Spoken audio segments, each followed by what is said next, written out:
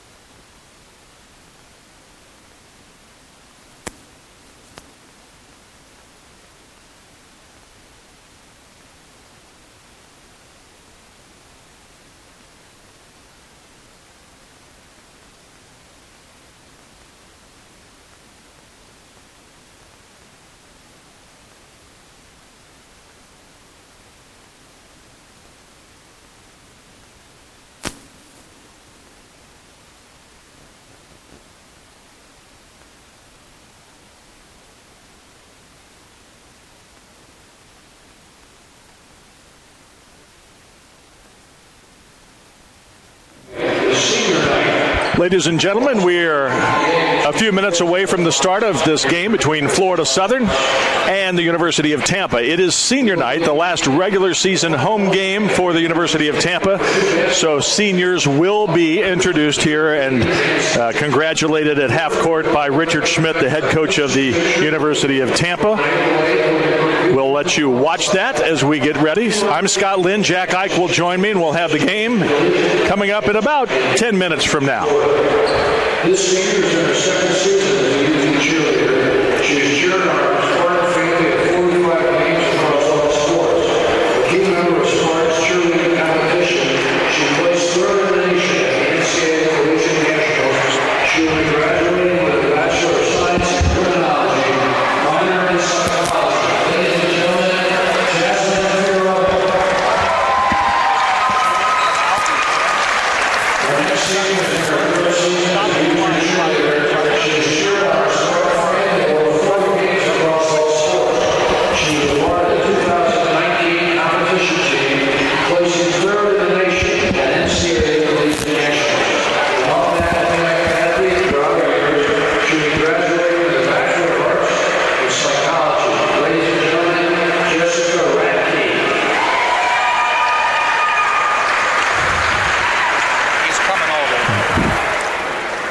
For dance, we would like to recognize the following seniors.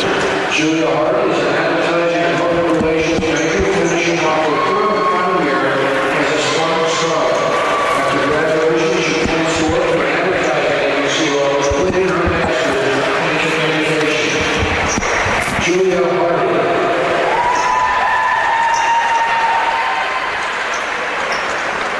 Missy Leeholder is a psychology major with a dance minor. This is Missy's fourth year of Spartan scholar. She places her master's degree in health counseling after graduation.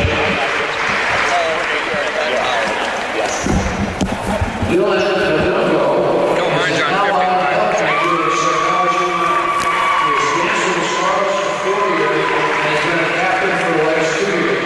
After graduation, Dylan will attend Spartan University, working toward his doctorate in physical therapy. Graduating Spartans.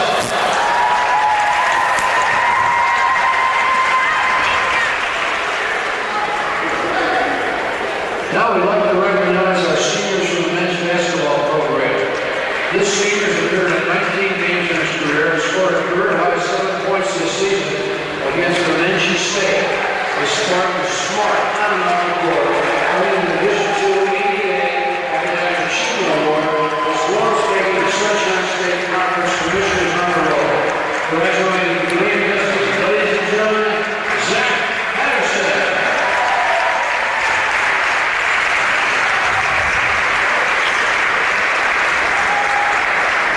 Our next senior has been with the program for 5 years and has had one of the greatest basketball careers in Tampa history.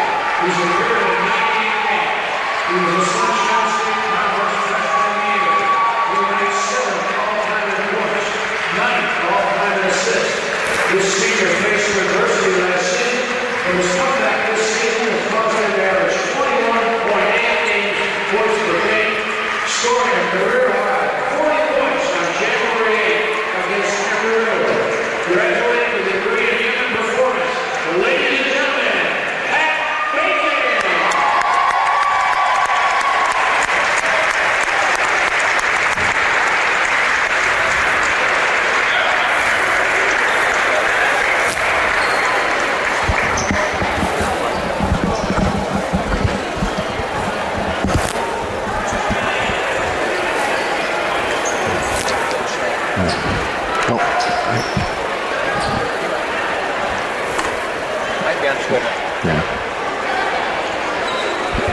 Ladies and gentlemen, let's once again give a round of applause for these seniors who have excelled in student athletes in the classroom and on the playing court for the University of Tampa. Your contributions will leave a lasting impression on the University of Tampa.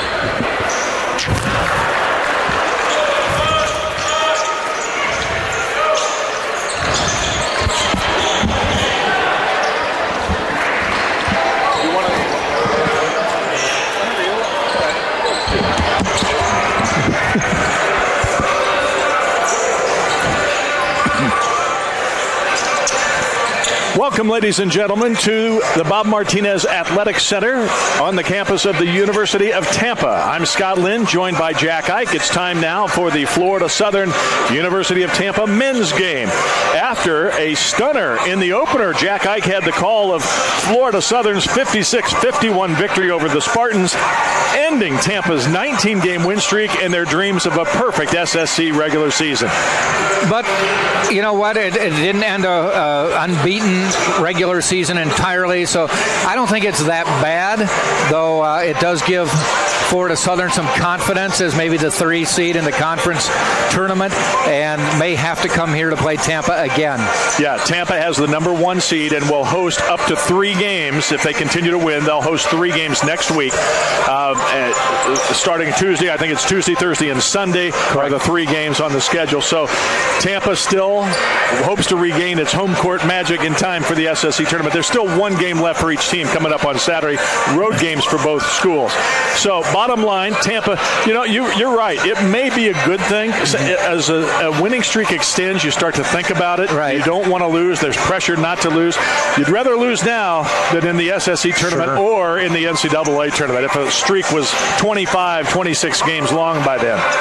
I always think if you have an undefeated season, and it doesn't happen often, hasn't happened in D1 men's basketball since Indiana 1976. Which my friend was the manager of the team. He's got a ring. And Quinn Buckner, who was a star from the Dalton what a great team. Thorn Ridge, a team which I wrote a book about, as a matter of fact.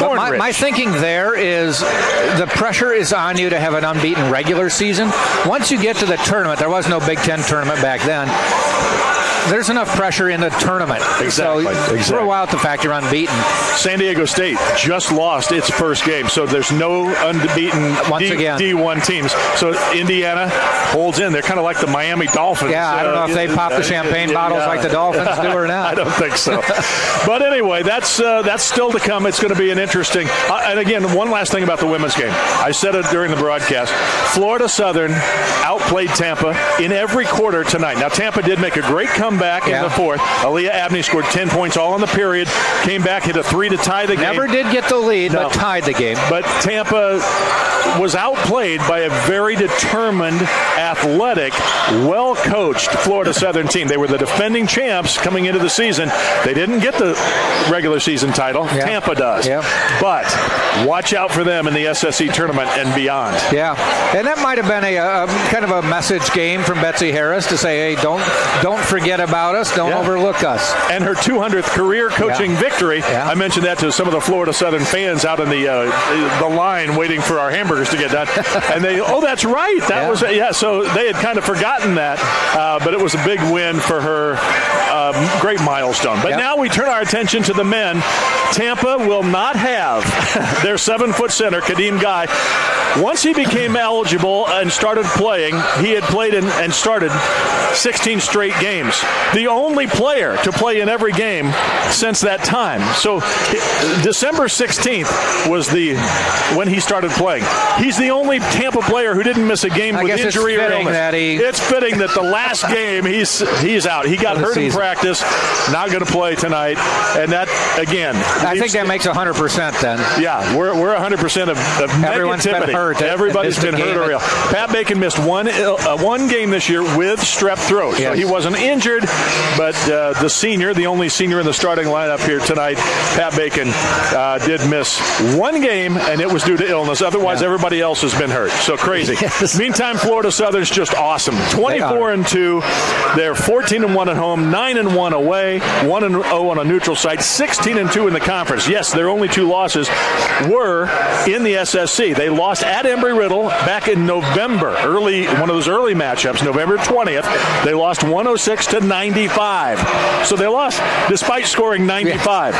Then they lost despite scoring 103. They lost 111-103 in overtime to Nova Southeastern on January 4th. They have not been defeated since. 12-game winning streak right now. 12-game winning streak. They're averaging 93.6 points a game. They have scored 100 or more points 7 times, including the last 2 and 3 of the last 4. Yes. Look for them to look for triple digits tonight.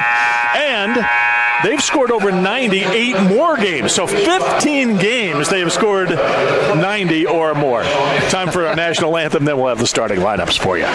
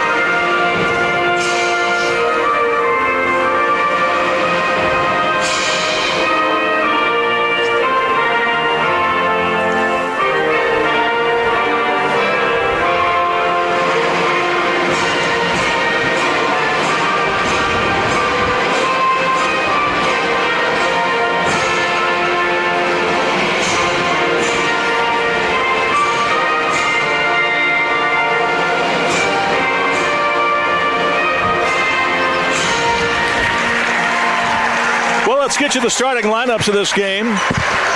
And you can expect to hear a lot of crowd from Lakeland. Half of Lakeland made the trip over here tonight. Big contingent of Florida Southern fans as they travel well, as they always do. A short drive over from Lakeland here tonight. So for Florida Southern, they start at one of the post positions, if you will, a 6'6 junior, Jalen Hinton, 6'6", 200, out of Boston, Massachusetts, a junior. He is the leading rebounder and shot blocker on the team. Number 4 is Jair Rogers. Rogers is a 5'11 senior guard out of South Bend, Indiana. Number 11 is Brett Hansen. What a scorer he is. 22 points a game, averaging almost 5 assists a game, 2 steals a game. He also has blocked 22 shots. Second team All-SSC the last 2 seasons. E.J. Damberville is number 13. Damberville is a 6'3", 195-pound guard, sophomore from Dutchester, Mass. And Jack Roush is number 33. He is a 6'7 senior, averaging 14.8 points a game. He has started all 26 games this year. He has had a triple-double in his career, one of 2 triple-doubles by the players that are on the roster here. Unbelievable that one school has had a couple different players that are on the roster tonight. Mike Donnelly is the head coach. He's in his 5th year at Florida Southern. He's taken his team to 2 NCAA tournaments. 5th year, 91-58 record, assisted by Mike Macabika and Greg Langston. The starting lineup for Tampa. Number 0 is Martin Lakovic. He's a 6'7 junior from Serbia. Derek Felder. Number 2, 6'2 guard, 180 pounds, a junior from Yonkers, New York. Gio Diaz gets a start again tonight, his 8th start of the season.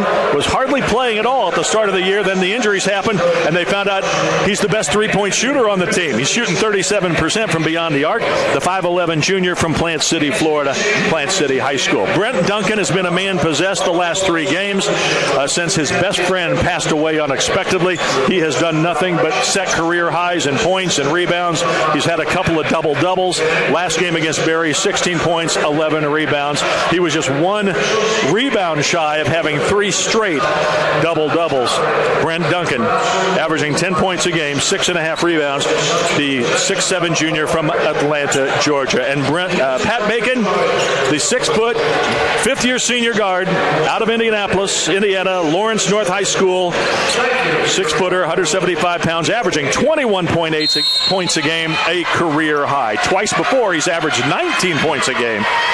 But this is his career best. The tip taken by Florida Southern, and they'll shoot quickly and often and just that fast. Jair Rogers knocks it down. Wow. He's their leading three-point shooter. He's made 66 of 100, now 67 of 189. Wow.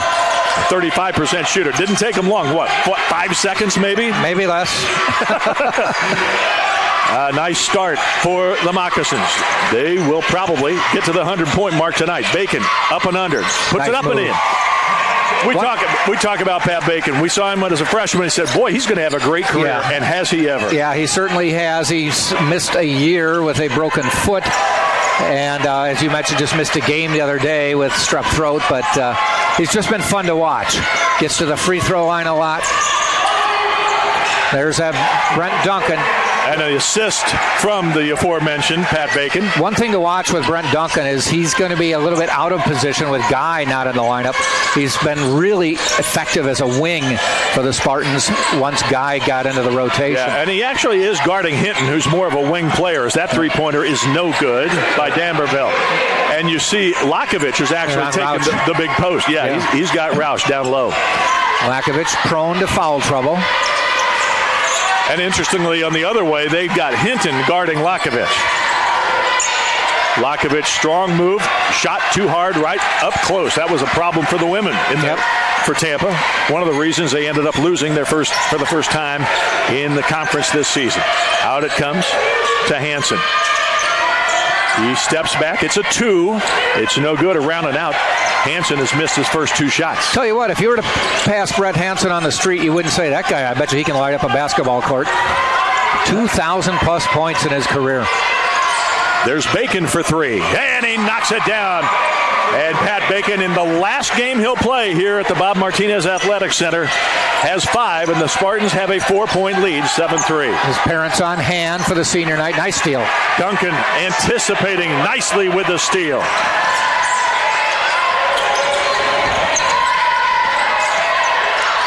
Nice find. Wow. And Duncan with the layup. Felder with the assist. They're looking good early.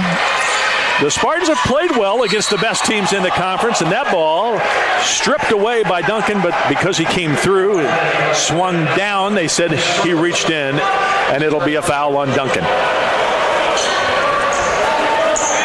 So it's been 2 minutes and 19 seconds since they've scored, and that might be the longest stretch of the game for Florida Southern. The catch and shoot on the inbound pass. Jair Rogers hits another one. He will shoot the 3 almost every time he has a chance. Bacon and Duncan have been the real leaders of this team, and now a whistle and a foul on Jack Roush. Roush has been around, I think, since Ybor City was the cigar capital of the world. He has been here. I know he's a senior, but it seems like he's been here forever. Yep. And that's because he's so good. He's really arguing the call, saying I went straight up, and he jumped into me. He's had 7 double-doubles this year. Now, he's a talent to watch. Yeah. Hansen as well. A couple 4-year players. Yeah, and now, again, he's not been the top scorer on the team every year, but he's just a big presence. Freshman year, he averaged 8.3 points, 5.3 rebounds. Sophomore year, 8.8 points, 6.3 rebounds. Junior year, 9.4 points, 7.7 rebounds. Then this year, 14.8 points and 7.7 boards. He is stepping it up in his last year of college ball, and Gio Diaz is going to be called for the push. Hand-checking Jair Rogers. Scott Lynn along with Jack Ike, Tampa, and Florida Southern. Florida Southern has won, as Jack mentioned, 12 straight games. What a spin move by Brett Hansen. Woo, he elevated really well there, too. Pretty athletic, 6'2", got up high. The senior out of Manchester, New Hampshire.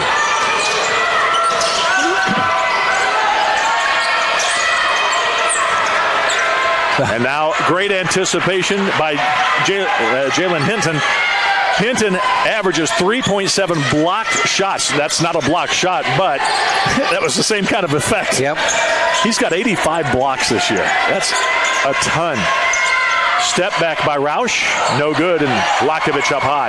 Lakovic has 8 double-doubles this season. He's his first year here. The junior from Serbia has done a nice job. He has, certainly. Had a little quiet spell earlier in the year. About mid-season, things were quieted, but he's picked it up since. Catch and shoot 3 for Damberville, no good. Lakovic again the rebound. Lakovic has gotten in foul trouble. I know we've talked about it. He's been fouled out of 7 games this year. Diaz gets it to Lakovic in the lane. Tried to get it to Duncan. He should go up there. Yeah, great anticipation by Hansen. Ball knocked out of bounds, and we're under 16 minutes, so we'll have our first media timeout. 10-8, Tampa. 5 points for Duncan, 5 points for Bacon. Tampa 4 of 6 from the field, and Florida Southern 3 of 8. Richard Schmidt having a little discussion with one of the referees. Mentioned Mike Donnelly. Of course, Richard Schmidt in his 39th season as a head coach, 716 career victories. He picked up his 700th win 2 years ago. Yeah. And back in 2018. He's been the head coach ever since they brought basketball back.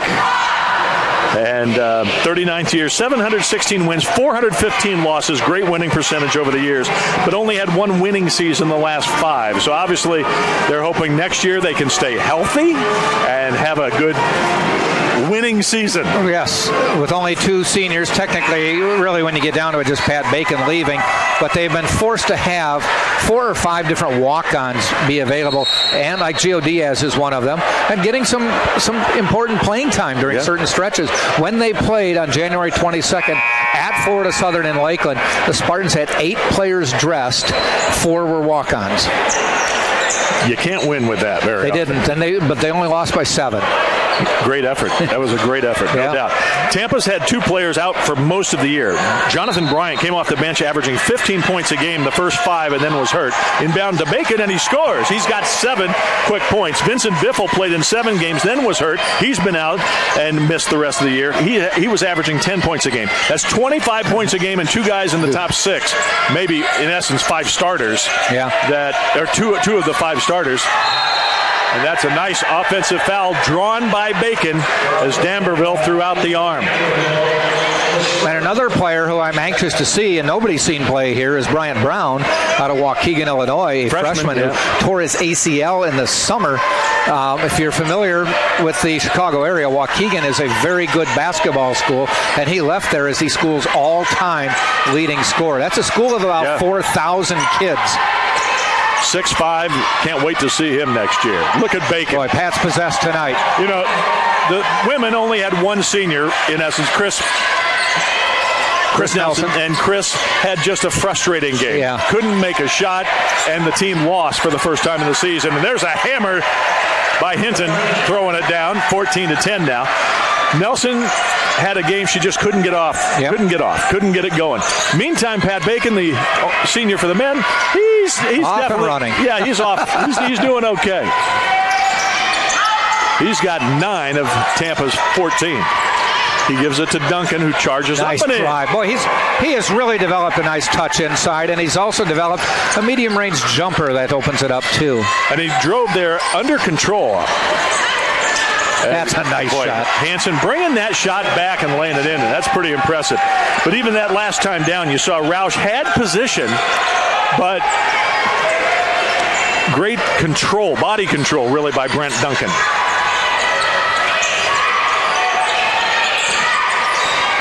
There's a 3, and Felder rattles it around and out. Brett Hansen with the rebound.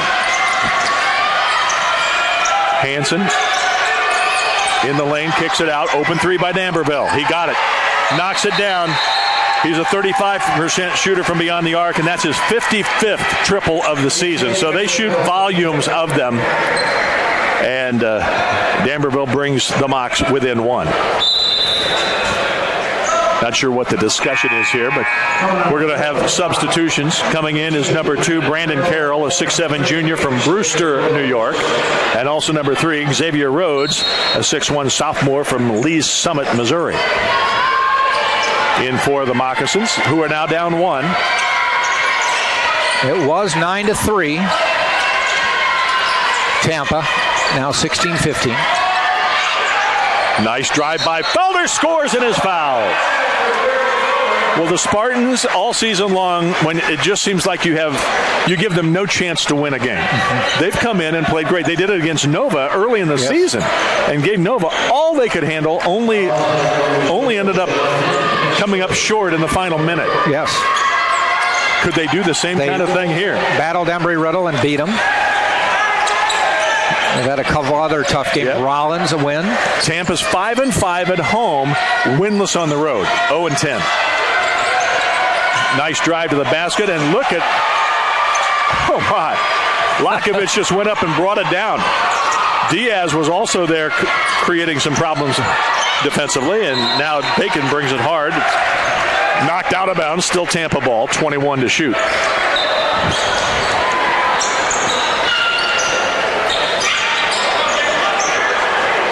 Felder will inbound once they wipe up the moisture on the baseline. 19-15 Tampa. Spartans have come out strong, trying to keep Florida Southern in check. Felder, Lakovich, he'll shoot that shot and does. It's no good. Rebound by Rhodes.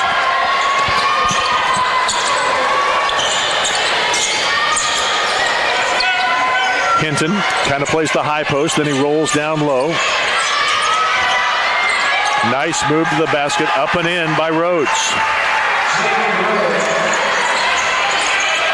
Xavier Rhodes played 30 games for the Division II national champions last season at Northwest Missouri State. 3 no good. Rebound by Lakovich. Brings it out to Bacon. Felder says, let's set it up again. He was trying to create foul something. on Hansen there. Fouled on the drive. 4th team foul. Substitutions. Coming in is DeAndre Campbell, number 5, a 6'1 sophomore from St. Louis. And D'Amberville's coming back in as well. Hinton gets a seat. So does Rogers. Tampa with the ball. Still up 2.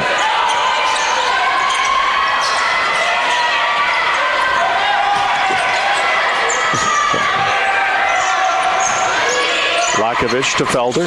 There's the roll. Felder threw it behind Lakovic, who was going hard to the basket that time. One thing, if Tampa's going to win this game, they have to take care of the basketball. That's just their 2nd turnover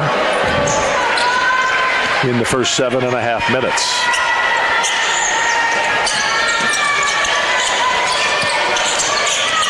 Brandon Carroll, he's got some length, doesn't he? Here's Hansen, rejected out of bounds by Lakovic. Lakovic has now 23 blocks on the season. Kadeem Guy, the 7-footer who's not playing because of the injury today, leads the team with 26 blocks in 16 games, an average of 1.6. Putting that in perspective, Hinton has 3.7 blocks, 85 blocks for the season for the Moccasins. Bacon will hold up. He's picked up defensively by Rhodes. He takes it to the basket. Up with the left hand, he's fouled. And Pat Bacon will go to the charity stripe. Shooting a career best 85% from the line. Now, I know we remember that he was a 90% shooter. Yeah. That was last season when he was injured after 3 games. Okay. So he was a 90% shooter last season, but limited. This might have been 9 of 10. Yeah, it might have been. So Bacon to the line, leading free throw shooter and maker. Just got that one to roll in. Coming into the game, 163 of 192. He gets to the line. Half the points so far for Tampa, 10 of their 20. Bacon has had 17 20-point games this season. He's certainly on pace for that. Again, he had a career-high 40 against Embry-Riddle in the win here. There's a 3-point shot, badly missed by Carroll. Bacon the board.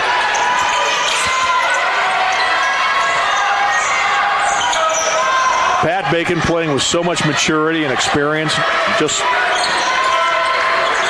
just been a joy to watch him the last 5 years. Nice move inside as D'Amberville had nothing defensively for Lakovic there. Lakovic, good footwork, created that basket. Fade away, no good. Felder the rebound. Look at that. 4 Spartans were on the glass right there. Lakovic! Wow. Just sailed in there. Baby. And Tampa leading by 8. Largest lead of the game. Diaz trying desperately as Lakovic almost knocked it away. Here comes Hansen into the lane. He is a load. He puts it up and in.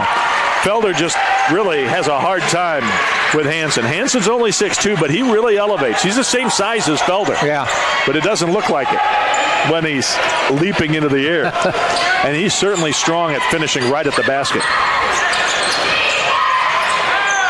Look at that. Oh, Lakovic tried to dunk it, missed it, but got the rebound.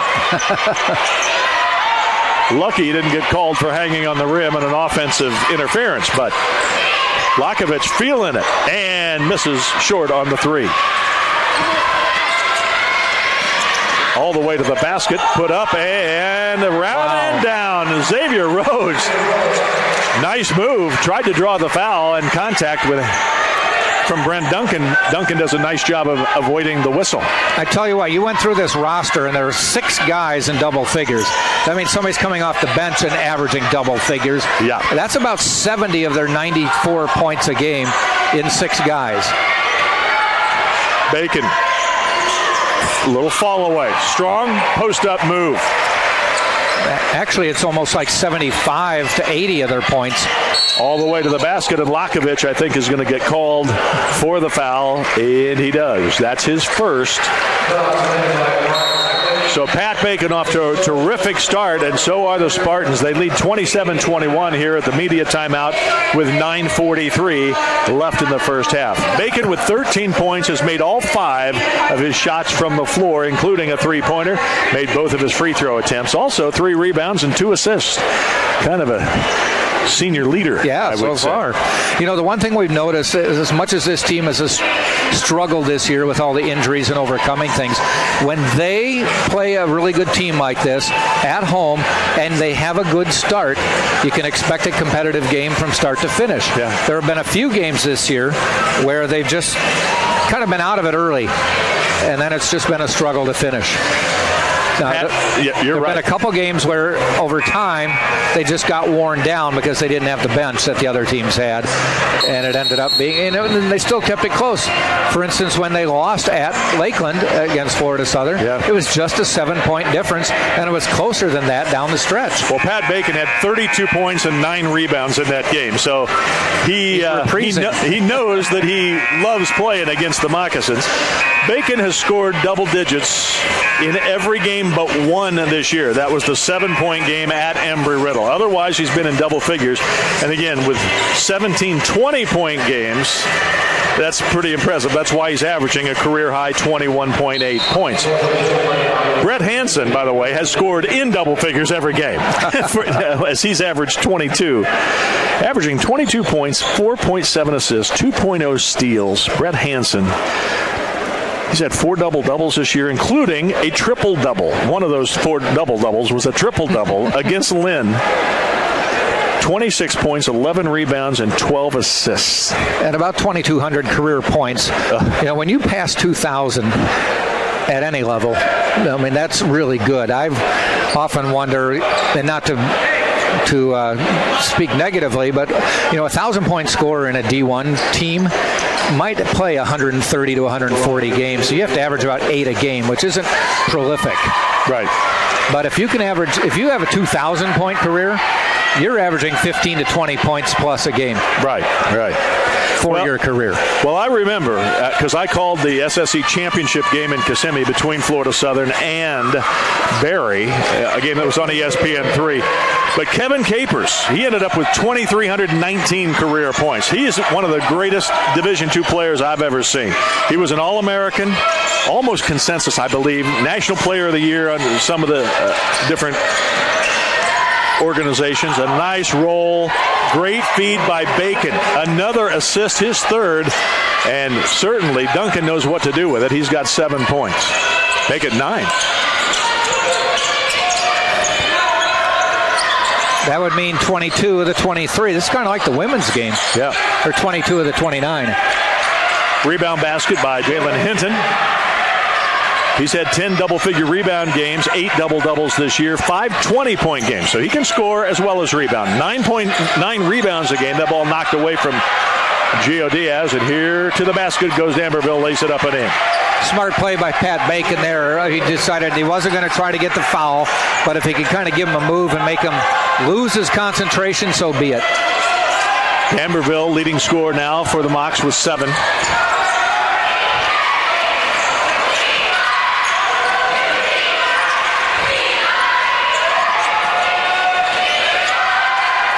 Two-point lead for Tampa. Bacon into the lane. Nice feed. Oh, my goodness. Roush thought he drew the charge. Bacon could have been whistled for that. Yeah. The officials are letting him play on.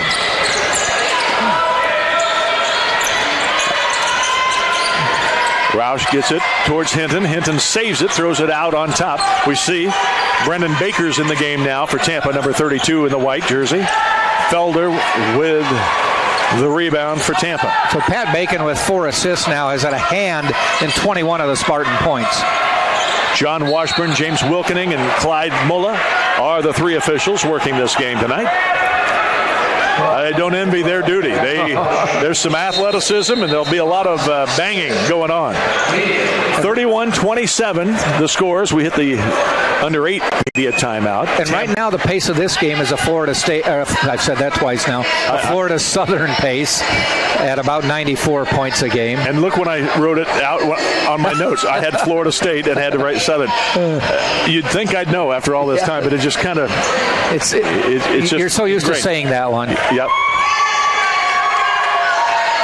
So the bottom line is, a lot of people came over from Lakeland thinking this might be a blowout win. Mm-hmm. There were even some people from Tampa that showed up tonight thinking it might be a blowout win for the Moccasins. But so far, Tampa's had everything. Yeah, well, they're giving them everything they can. It was not a blowout win the last game, and that was over there. Yep. Bacon with 13 points, 3 boards, 4 assists. Duncan with 11 points, a rebound, assist, and a steal. Meantime, D'Amberville leading the way with 7. Great balance, as always, for Florida Southern. Hansen has 6. Rogers has 6. Hinton and Rhodes have 4 apiece.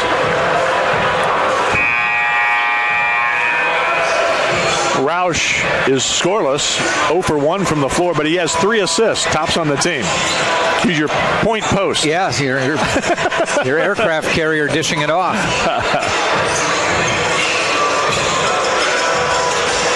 So, to the line goes Brent Duncan.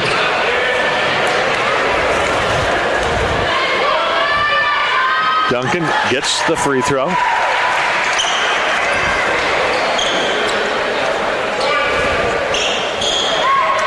Duncan just a 60% shooter on the season. But boy, he has been better lately in every facet of the game. He's going to get a breather. Lakovich in. This is his first breather, as a matter of fact. Well-deserved rest for Duncan. 12 points, make it 13. He's tied Bacon for the team lead now, game high. Well, it's a good move by Richard Schmidt because Roush went to the bench, so they can afford to go a little smaller because Florida Southern went a little smaller. They definitely have gone smaller. Here's D'Amberville giving it up. Rhodes drives, tried to dish it, ends up in the hands of Hansen, who is fouled in the act of shooting by Felder, I believe, and that'll be his second. Oh, it's his first. I stand corrected. My apologies. Hansen to the charity stripe. 69% shooter on the year. Against Tampa in the win in Lakeland, 30 points, 5 rebounds, 6 assists, 3 steals. Kind of your basic all-around game. He's had 15 20-point games, has scored 30 a couple of times, including in addition, there was a 42-point game in there. Amazingly, Hansen is just a 68% free throw shooter. Yeah, and the other thing is he's not one of their leading three-point shooters. He's only made 19 all season and 25%. He gets it in the lane, it looks 49% for the season, field goals. Bacon forced that one a bit off the dribble. Rebound by Hinton. Hinton's second board of the game, coast to coast. Lost it. Diaz has it. Spartans have numbers. It's Bacon. Goes up and scores. Nice fake. Got Rhodes to fly by. He landed over at the St. Pete Clearwater Airport instead of the TPA. Landed at PIE. 35-28. Tampa's biggest lead was 8 at 25-17. A lob to Hinton. Lakovich got there to defend. It comes back out to Rhodes. Back to D'Amberville. That's a flop, and it's a dunk. And now stop and tell him. It is a warning. So you cannot flop again, or I believe you get teed up the second time. So Lakovich has tried to do that. He's pretty good at that. Now Richard Schmidt is still discussing that with the official. He did not like the call. I thought he might have gotten the call had he not flopped. Yeah, because I think he did get hit. Yeah, I think he got hit, but he gave it the Academy Award-winning performance as Hansen got the steal, and Bacon was looking for the charge right there. Bacon says that's my fault, and yes, it was, but Hansen got away with a push-off on the left hand. And I do see it both ways. Again, Lakovich was a flop, and this was a push-off on Hansen, but he got the bucket. Just that fast, they're back within one possession. Bacon is called for travel, and that's the right call. Yep. He was going to try to bounce it inside to the cutter, and then just stumbled a bit. Might have got hit in the face there, and I think inadvertent, which might have led to the shuffling of the feet.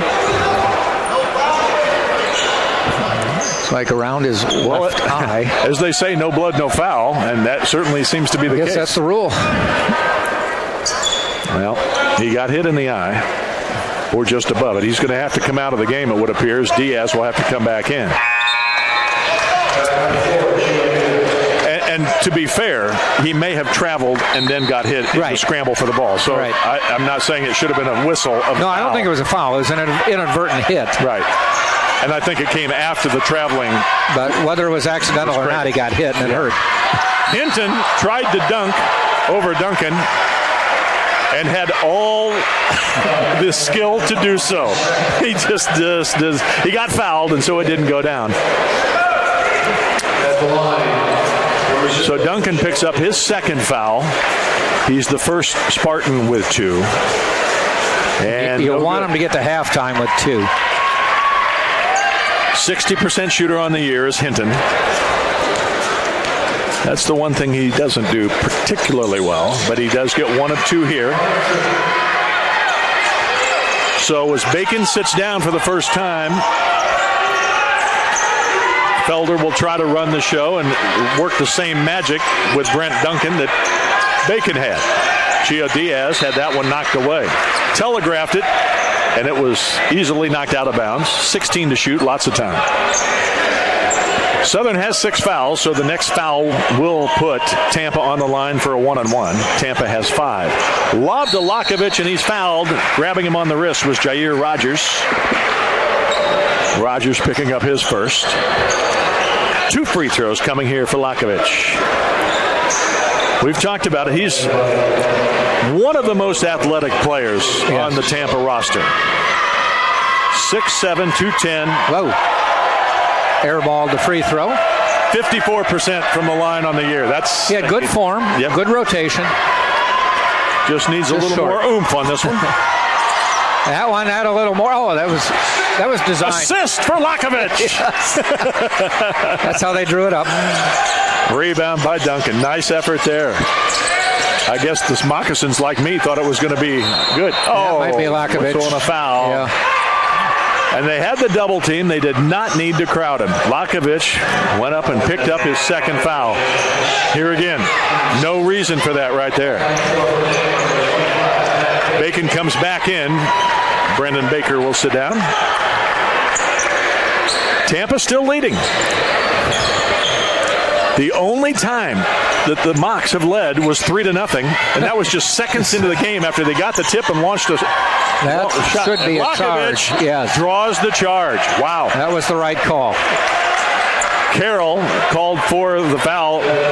I'll be honest, that was a very dangerous play by Lakovic. Yeah, with the he fouls was still sort of moving. The only thing was Carroll kind of lowered the boom on him. Yeah, you can be moving. You don't have to be stationary, but you can't be sliding into their spot. Mike Donnelly immediately subs out for the man who just created the charge, Brandon Carroll. This is the best season that Mike Donnelly's had in Lakeland. He had a 30-3 season at Southern Connecticut State, where he was after 5 seasons, after he was at Post for 7. Nice strong move. Duncan couldn't finish. And he inherited a program that had won the national championship the year before. Link Garner moved off to Wisconsin Green Bay right after winning the national title. Still there. Brendan Duncan took a shot in the face. It's a physical game out there tonight. It is. A foul is going to be called, I think, on DeAndre Campbell, yes, as he was riding Felder down the court. So it's the 9th team foul, so a 1-on-1 coming up for Derek Felder, 67% shooting. Tampa, not a great free throw shooting team. With the exception of Pat Bacon at 85%, there's nobody even shooting 70, I think, among the regulars. Yet as a team, they're 70%. But I think that's because Pat Bacon takes about 2/3 of the free throw. Yeah, he's had 200 attempts almost. Felder knocks them both down.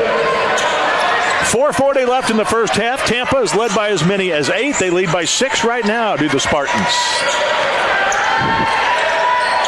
The Moccasins finding Tampa a game opponent tonight. Wow. D'Amberville with a step-back 3, and he's going to get a technical for taunting the bench. He looked over at Tampa's bench and said something.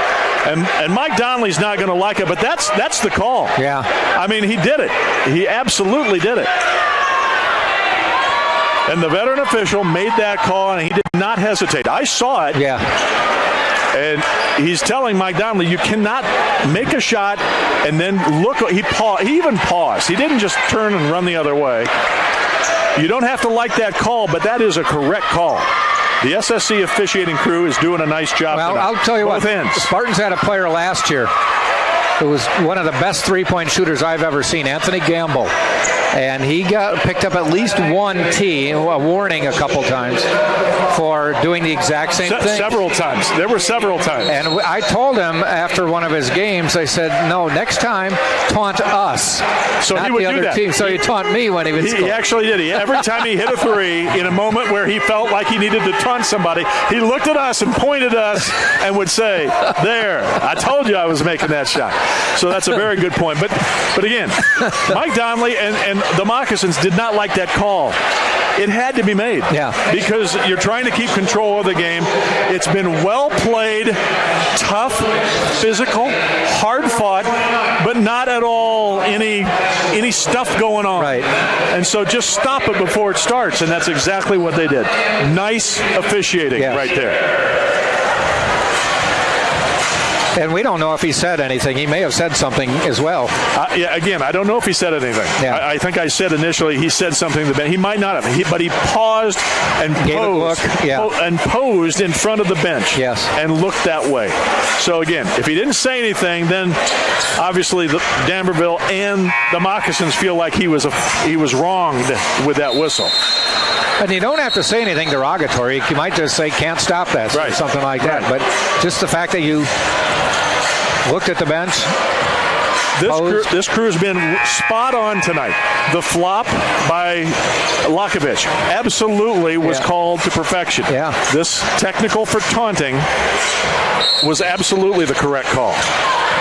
And those are on both sides. So, I mean, again, folks, if you don't watch Jack and I often, we kind of try to play it down the middle because we know a lot of people are watching from Florida Southern. So we hope you're enjoying it, even if you didn't like that last call. I don't know if they're watching in Florida Southern. They're all here. Well, they might be. You might be right. Felder, 10 to shoot. Inside it goes to Lakovich. Nice. Spin move over D'Amberville. Spun right around D'Amberville and laid it up and in. That's one of the things I like about Florida Southern and St. Leo is the community that supports them. Oh, yeah. You know, Tampa has a hard time because they're in the middle of a metro area. There's not a local town of 5,000 or so that supports you. Yeah. Now there's a foul whistled, and you're going to see there were 2 Tampa players that took swipes at the ball or at the player and missed. The third guy definitely got him, and unfortunately it's Lakovich, and it's his third. And he's coming over to say, that he didn't like the call, that maybe somebody else should have been whistled sooner. But those were clean. They changed it to Felder. Oh, come on. Wow. I'm pretty sure they said it was on Felder. Well, see, I had the angle. I didn't see Felder touch him.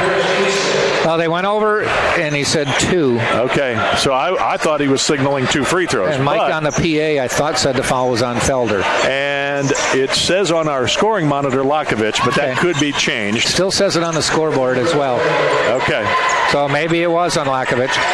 Well, and Lakovich did foul him. So, again, we'll have to clarify that by halftime or at halftime just to be sure. But Lakovich then is playing with 3. And he's fouled and he'll go to the line. Again, that's a mixed blessing. Yes. At Florida Southern. Well, they're saying UT foul on number 2, Felder. In the stat line there. Yours is updated, mine is not. One of the problems we've had this season. We're inches away from each other, but our monitors update at different times. Our stats monitors say different things. At different times. All day long. All right, Lakovic. Now, Felder did pick up his second. Well, from Tampa's perspective, that's better. Yeah. Because you don't have anybody to replace Lakovic with Guy out of the lineup. Nice board. Brent Duncan with a great rebound. Ahead it comes in a hurry. Felder lays it that up. might be on Lakovic there, though. That might have been a bad move by Lakovic. And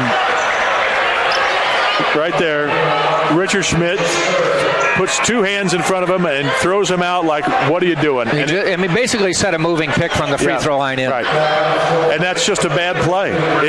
Again, for all the athleticism in the world, and he's going to get careful here. I thought Lakovic said something, and immediately I thought the official was about to tee him up. But that's the right call. Yeah, it is. You can't have a moving screen. And he had his arms spread out, too. It was totally a moving pick. Yeah. Beyond, like for 30 feet. You've never seen. No. For about 30 feet. Yeah, you're exactly right. And it's too big. He didn't have to do that. It's a layup for Felder if he doesn't do that. A layup or a foul. Still Tampa by 7. Bacon pulls down the rebound. Here comes Tampa trying to run. Bacon to the basket. Forced it up. No good. Rebound by Hinton. He takes it coast to coast. Nope. Gives it up. Rogers in the lane. Gives it up. Here's a three by Campbell. No good. Tipped up by Hanson. No good. And now Felder the rebound. Felder will bring it out. They'll hold it. And the Spartans are playing well. I mean, they have 45 points with 2 minutes to go. That's a 90-plus point pace. That pass by Felder got tipped and picked off by the Moccasins. They throw it away. It goes off of Felder out of bounds. It'll be Mock's ball. Kind of an ugly sequence there. Well, the ref played a little D as well. Yeah, it does appear so. It's Moccasin ball, down 7. Despite the foul problems, Tampa still leads by 7. Boy, that's too easy. Yeah, but I don't think Duncan wanted to get a third foul as well. Yeah, you don't want to foul him at that point, but you need to deny the entry pass. Yeah, they shouldn't have let him get that far in. So Lakovic has to sit down for the rest of the half. He has 3. There is no Guy tonight, no 7-footer, Kadeem Guy, usually a starter, missing his first game. Brendan Baker forces it up. It's rejected by Hinton. He's good at that. Duncan, though, got the rebound and scored. That's his jump shot that he worked on all summer, so he can hit that, and it looks good. Duncan was 17. Bacon was 17. Ball tipped up and around, and Hinton off his hands, out of bounds to Tampa. The Moccasins playing in a little bit of frustration the way that the Tampa team that had a 19-game winning streak on the line played. Just no good flow. No, and Tampa ended up losing as Florida Southern's women's team outplayed Tampa and ended up winning a thriller 56-51. Tampa, I say, has outplayed Florida Southern here in the half. They've led, with the exception of 3-0, just seconds into the game. Tampa's made some mistakes that you wish they could take back, but for the most part, they're playing well. Here's the guy that's really helped him. Look at that. He has 19, a minute 10 before half. Brent Duncan, since the passing of his best friend back in his hometown 4 games ago, has been a man possessed. He said he dedicated the rest of this season to his friend. And he truly has been inspirational. Hinton will lay it in. A nice entry pass by Rhodes. Minute to go. 7-point lead. Tampa had its largest lead of 9 just a moment ago after the Duncan basket. He has a game-high 19. D'Amberville has 10 to lead the Mocs. Diaz picked it up, had to get it to Bacon. Bacon drives, stops, under control, off the glass. Nice touch. 19 for Pat. 38 of the 51 in 2 players. And they need that tonight.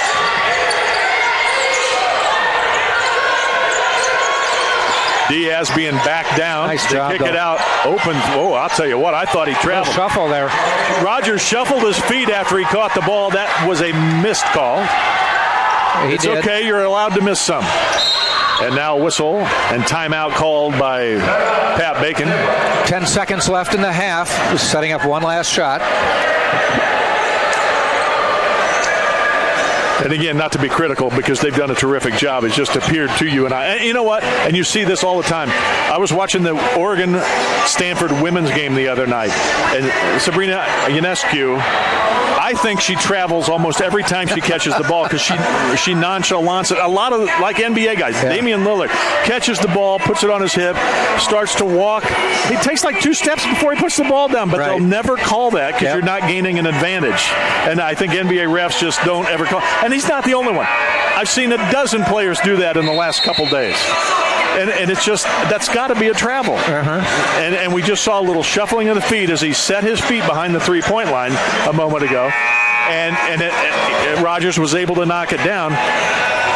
But the thing I don't like is now they're setting the standard for everybody younger than them. Right. That this is the way the game is played. Right. You can play kind of... It's almost an arrogance. Yeah. You won't call this on me because I'm not trying to do it. And I'm not being critical of anybody doing it. Right. I'm just saying, like you, I don't like to see it. Okay, final 10 of the first half. Tampa will lead at halftime. What will the advantage be? Bacon with 4. Forces it up. Shot blocked by Hinton. Hansen has time. Half-court shot. It'll count. It's no good. And we have reached intermission here in Tampa at the Bob Martinez Athletic Center. One of these teams is averaging almost 100 points a game. It's not the team in the lead. It is Tampa. Amazingly, is Florida Southern's right about its average. Yep, they average 93 points a game, 93.6, and they're Tampa 45. almost at its full game average. I know. Tampa's 67 points on the season, meaning they might only get 16 in the second half. Wow. On average. That's not going to happen, hopefully. Otherwise, we know what the outcome will be. So we've reached halftime, and we'll take a break, and we'll come back and update you on all the scoring and some of the statistics from the first half. Tampa's in the lead, thanks in part to 59% shooting from the field and the play of Brent Duncan and Pat Bacon, who have led the way with 19 points apiece. All the scoring from both sides when we come back about 10 minutes from now, 10 or 11 minutes. Set your watch. We'll meet you at quarter till. How's that? All it's right. a date. For Jack Ike, this is Scott Lynn. Stay with us here on the Sunshine State Conference Digital Network.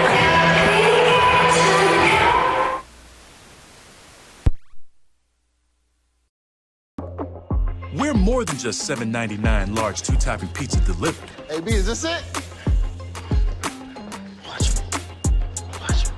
We're an end zone dance to your doorstep. No one out.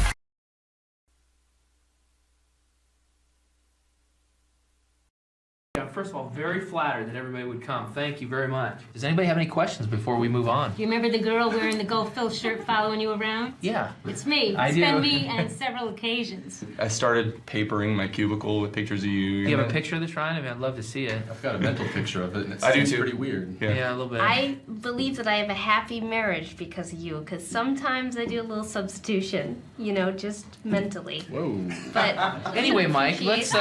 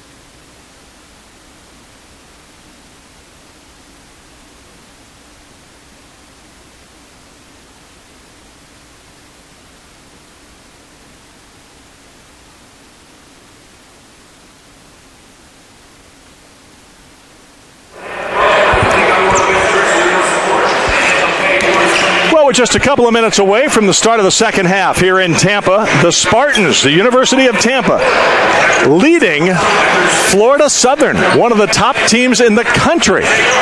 Florida Southern, 24-2 overall, 16-2 in the SSC.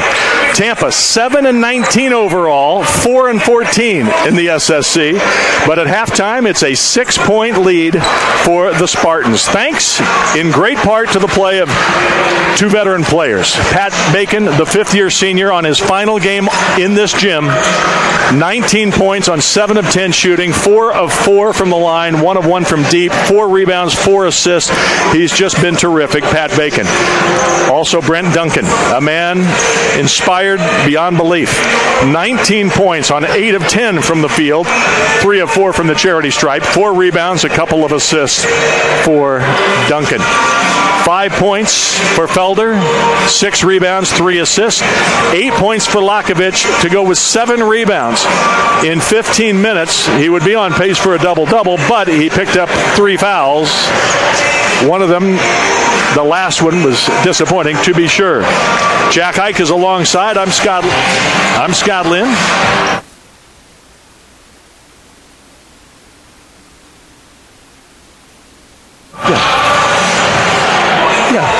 So Jack actually might head out and look and see if he can find Pat Bacon's mom and dad who are here. So we'll get one of them perhaps to join us here for a few minutes, like we did with Chris Nelson's father. Now, again, Tampa shoots 59% from the field in the first half. 59%. 19 of 32 from the floor, 1 of 5 from beyond the arc, 12 of 16 from the line. Florida Southern shoots 49% from the field, 17 of 35, 5 of 11 from deep, 6 of 8 from the charity stripe, so half as many free throw attempts. The rebounds, Tampa, 22-13 advantage over the taller Florida Southern Moccasins. 11 points for Hinton. He has 4 rebounds and at least 1 block shot. I'll get that for you here. Let me double check here. Hinton has 2 blocks officially on the score sheet. 10 points for D'Amberville. He's hit 2 of 4 from beyond the arc. They're the only 2 players in double-figure scoring for the Moccasins to this point. Hansen with 9 points, 3 rebounds. Rogers with 9 points on 3 of 3 shooting from beyond the arc. He's 0 of 4 from inside the arc. Rhodes has 6 points, 2 rebounds, 3 assists. And that's all the scoring. 2, 4, 5. Those 5 players are the only ones who have scored. Only one. Let's see, the only starter who didn't score was Roush. He is scoreless, has 3 assists in 8 minutes, but 6 points off the bench there for Rhodes. That's the 5 players that have scored. So Tampa's only played 6 players. Only 4 have scored, but 19 for Duncan and for Bacon. Lakovic is back on the floor, playing with 3 fouls. He sets the screen. Bacon tries to get it to him, and it's stolen by Hansen. Hansen, double team, part of the double team that created the turnover, and that's the 8th turnover for Tampa. Only 7 turnovers in the first half, not bad, but the Moccasins only had 4. Hinton forced one up, got his own rebound, missed that one, and now the ball's knocked around and into the hands of Pat Bacon. The Spartans a little fortunate that time as Hinton missed it from point-blank range. Pick is set. Felder gets it to Brent Duncan, who scores. He's got 21, and the Spartans have equaled their largest lead. Oh, actually, it was at 9. Oh, my. That three-pointer is drained. That's how the game started. They got the opening tip and hit a 3 within 5 seconds, and you thought, oh, boy, this might not be pretty. But that was the only time in the first half and in this game that Southern has led.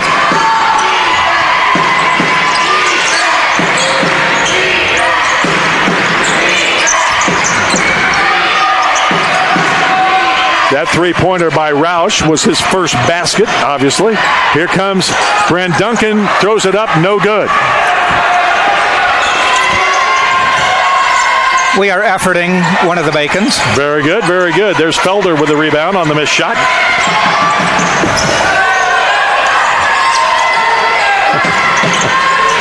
Bacon drives down low. In trouble, skips it out to Diaz for 3 from the corner. It's long, and Brett Hansen gets the rebound. Lob, and Hinton too strong. The people from Lakeland can't believe it. They ooh and ahs. Hinton was high above the glass, but just didn't get it to go down. Now here, a three. Lakovic wide open. No good. Look at the rebound by Brent Duncan. Lays it up. Too strong. Again, a lot of adrenaline flowing after he went up and got that one. Tough shot by Hansen. No good on the runner. Now ahead of the pack. It's Pat Bacon. He lays it up and over. It's good. He's got 21. So does Brent Duncan. And the Spartans lead 55-48.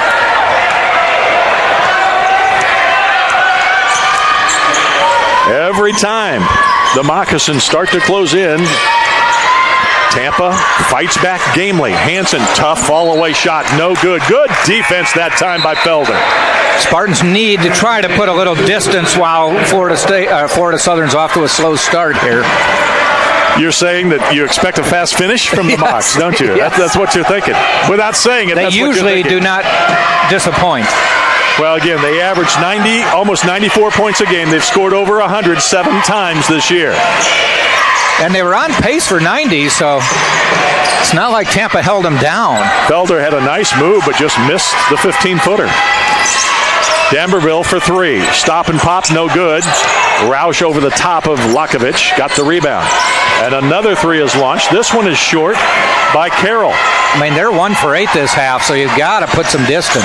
Carroll's a 47% three-point shooter, so you can see why he's launching. Just didn't get it to go. Bacon. Oh, what a fake by Bacon. And he got the roll.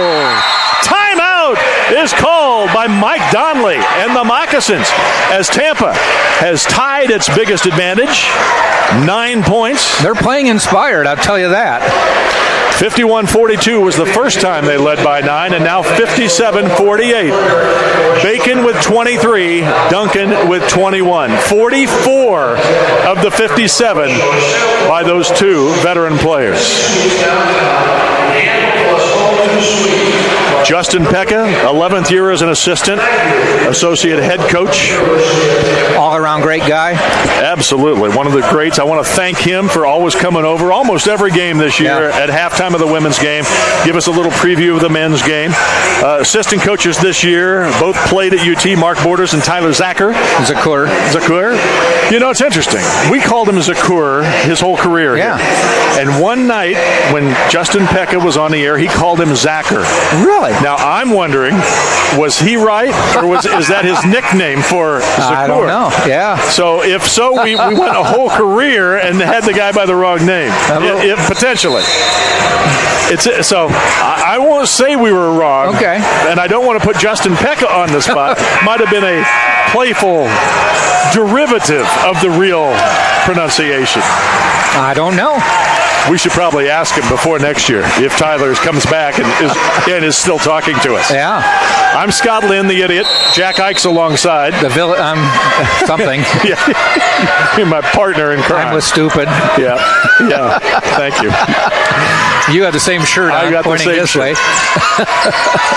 Tampa by 9. Who saw this coming? Nobody. Oh. A block? Nope. A whistle on Duncan, his third foul. So he's got 3. Lakovic has 3. No Florida Southern players have 3 fouls. Richard Schmidt is saying, are you sure that wasn't all ball?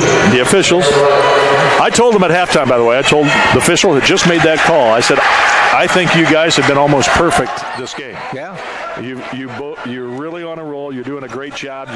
You called the flop on Tampa that was definitely a flop. You called the technical on Taunting that was definitely a technical. And I told our official here who's trailing, I saw him at halftime, and I said, you guys are doing a good job. And he goes, well, you're the only ones who think so. Yeah, I know. Yeah. And a steal by Hansen, and Duncan turned an ankle. Is he going to be okay as Hansen scores at the other end? It's a tender ankle anyway. Yeah, I don't think they want to take a timeout. They want to keep him for late in the game. Nice touch. Bacon says, I got fouled. That's a Damian Lillard type shot right there as he went up, scored, and was fouled. But not to be denied, the Moccasins come right back at the other end. 59-54. Hansen now up to 13 points. Tops for the Moccasins. Diaz, long three from the wing. No good. A rebound by Roush. He'll take it. Brings it up to D'Amberville. I thought he was going to stop and pop for three. And here comes D'Amberville. A spot up three. Nothing but net. D'Amberville knocks it down. He's got 13 now. It's a 2-point game. It was 9 not long ago. As the Moccasins have scored, hit their last 3 shots from the field, including a 3. Here's a 3 from Diaz. He knocks it down. Gio Diaz, his 26th triple of the season. He had missed his first 4 here tonight. Big basket for Tampa at that point in the game. Back to a 5-point lead. Hansen drives down inside, throws up the reverse, no good, and Felder the rebound. Brett Hansen got in no man's land that time. Diaz almost faked a 3, then ended up being out of bounds. Nope, they're going to be called for a travel. Diaz got up in the air, had nowhere to go. The ball was knocked away by the defender. Diaz thought it might have been still in play, but even so, it went off him out of bounds. So, bottom line, it's a turnover. Just the Spartans' 10th of the game. The turnovers are now 10-4 in favor of Tampa as far as having more than the other guys. It's not a lot of turnovers, but when the other team's only committed 4, you're paying the price. Points off turnovers, not all that bad, 9-6. The Moccasins have the 9 points. So did that guy just shoot blindfolded? Blindfolded free throw, and he made it. Yep. I say, how much eligibility does he have? Well, I know that was a drill we used to do. We were terrible in high school, so I don't know why we were doing it. But it was kind of like get a look, close your eyes, and just the motion should get it pretty close. Muscle memory. Yeah. It's all about muscle memory. Yeah. Free throws are definitely that. But it helps if you're lined up to shoot that. Well, get exactly where you need to be. Where you need to be, so that muscle. We never had a 3-point contest or anything. Right. So after the turnover, the Moccasins will have a chance to make it a 1-possession game. This has been a fun game. It has. I'm sorry. Go ahead. I was just going to say 4 Mocks in double figures. D'Amberville and Hansen with 13 each. Rogers and Hinton with 11 apiece.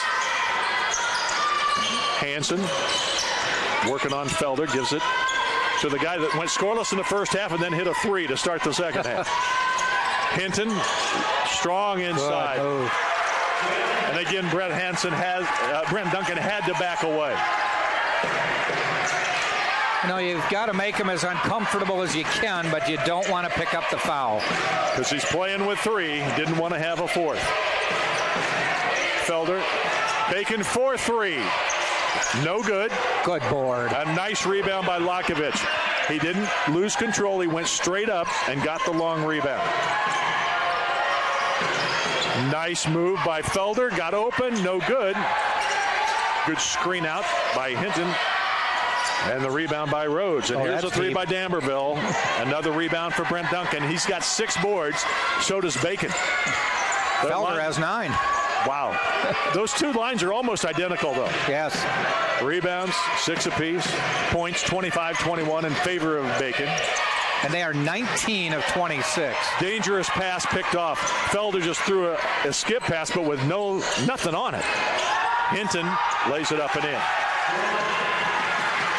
Another points off turnovers there. You cannot afford to turn it over.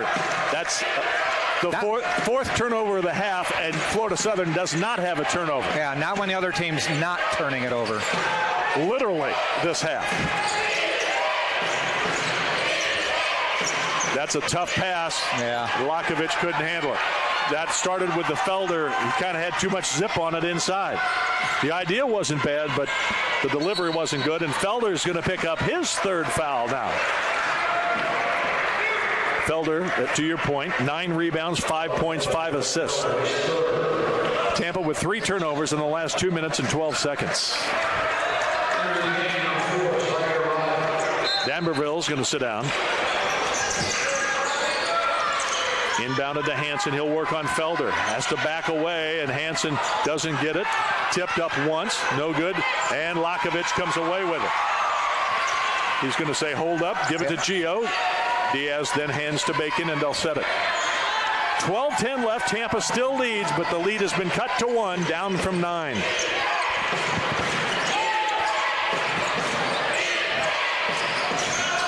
Bacon might have got away with steps, but he didn't get away with the turnover. Here is Brent Hansen. Hansen lost it, stripped, I think, by Bacon. Gives it to Felder. High arcing shot. He's fouled. To the line to shoot 2. Boy, this is end-to-end. Not a lot of makes right now, but it is end-to-end. Some defense being played at both ends, really. That's the first foul for Southern this half. Spartans need the timeout. It's the under 12 timeout, so probably Tampa more than Florida Southern needing this breather. Especially if you look at the line score going on. Florida Southern's played 9, maybe 10 players already. The Spartans just 6. The last 2 minutes and 52 seconds, the Spartans have had 4 turnovers. And that means they've gone, in that same stretch, they've gone without scoring. So empty possessions. It was 62 to 53, if I'm not mistaken.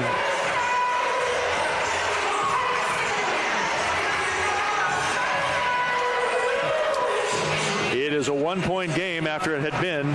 It was 51-42 the first time they had a 9-point lead, but I think, again, it was 62-53. Yes. So Tampa's never been able to get to a double-digit lead. And Florida Southern, to your point that you made earlier, is hanging around and starting a little bit, playing with a little bit of extra pep in their step, at least getting into the passing lanes and forcing turnovers. Nobody's shooting well this half. 6 of 17 for Florida Southern, 38%. Spartans are 5 of 13, 38%. Actually, Florida Southern is 35%. Spartans are 1 of 6 from 3. Florida Southern, 2 of 6. Well, Florida Southern was 5 of 11 from three-point range in the first half. In the second half, just 2 of 6. Spartans, though, 1 of 6. And on the game, 2 of 11.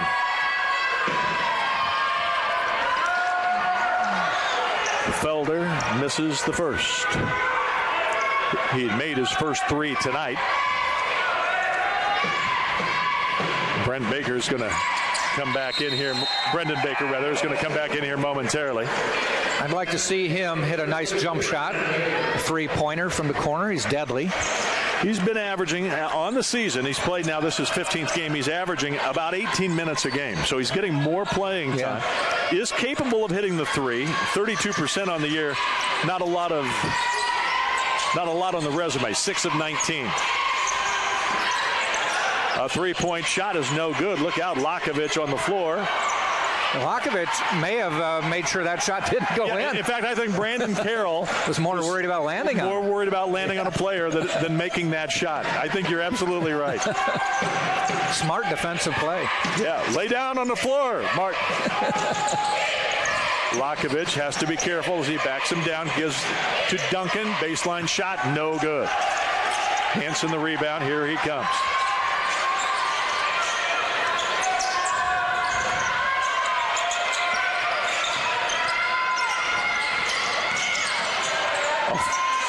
Left elbow jumper, no, and up over the top for the offensive rebound and scores Hinton.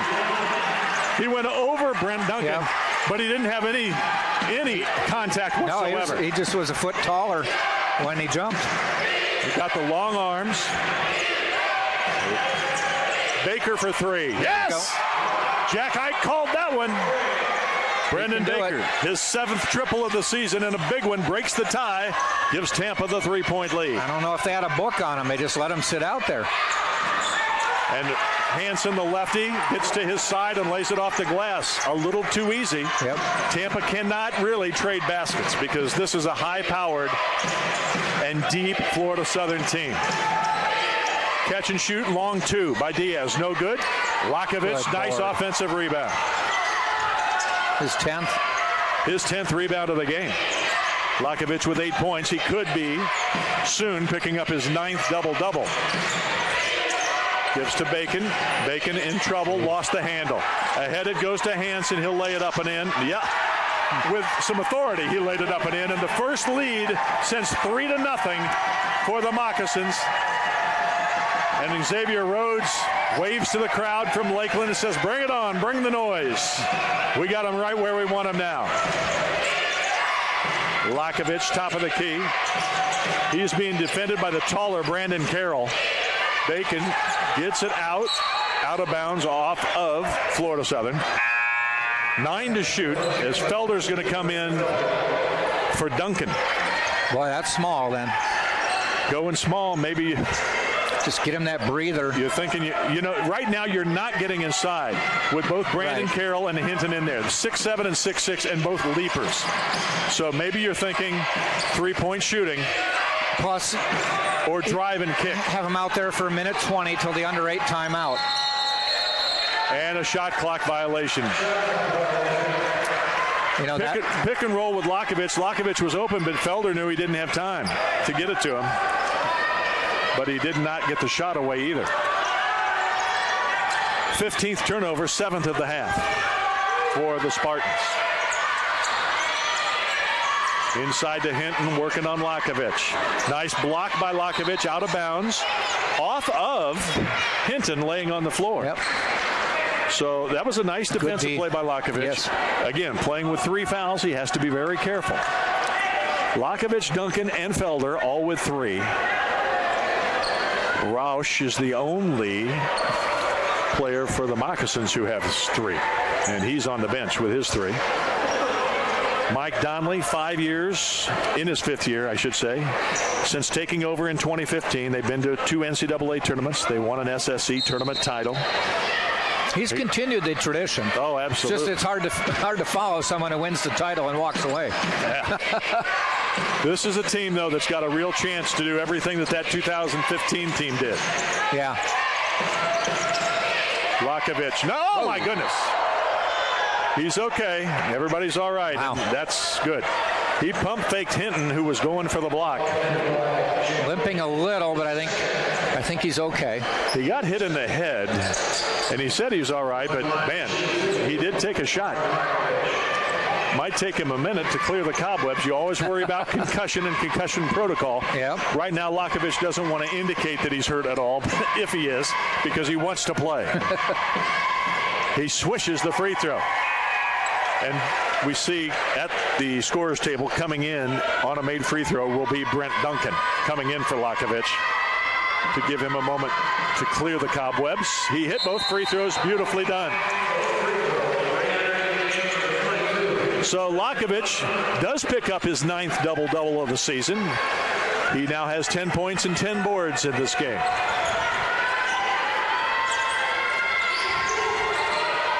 He had 15 points, 7 boards, and 5 assists when they played in Lakeland. And there's another dunk by Hinton. That is a high percentage shot.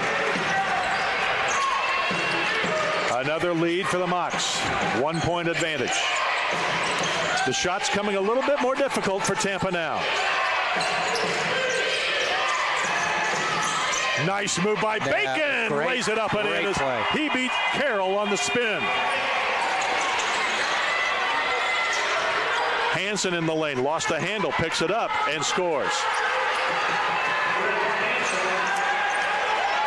That turned out to be like a fake as he lost control of the ball, then picked it up, and it was an easy shot after that. Southern with the 1-point lead as it seesaws back and forth now. Baker for the 3. From the corner, he hits another one. Brennan Baker, the man of the moment. Now he's got the confidence. He's a good shooter.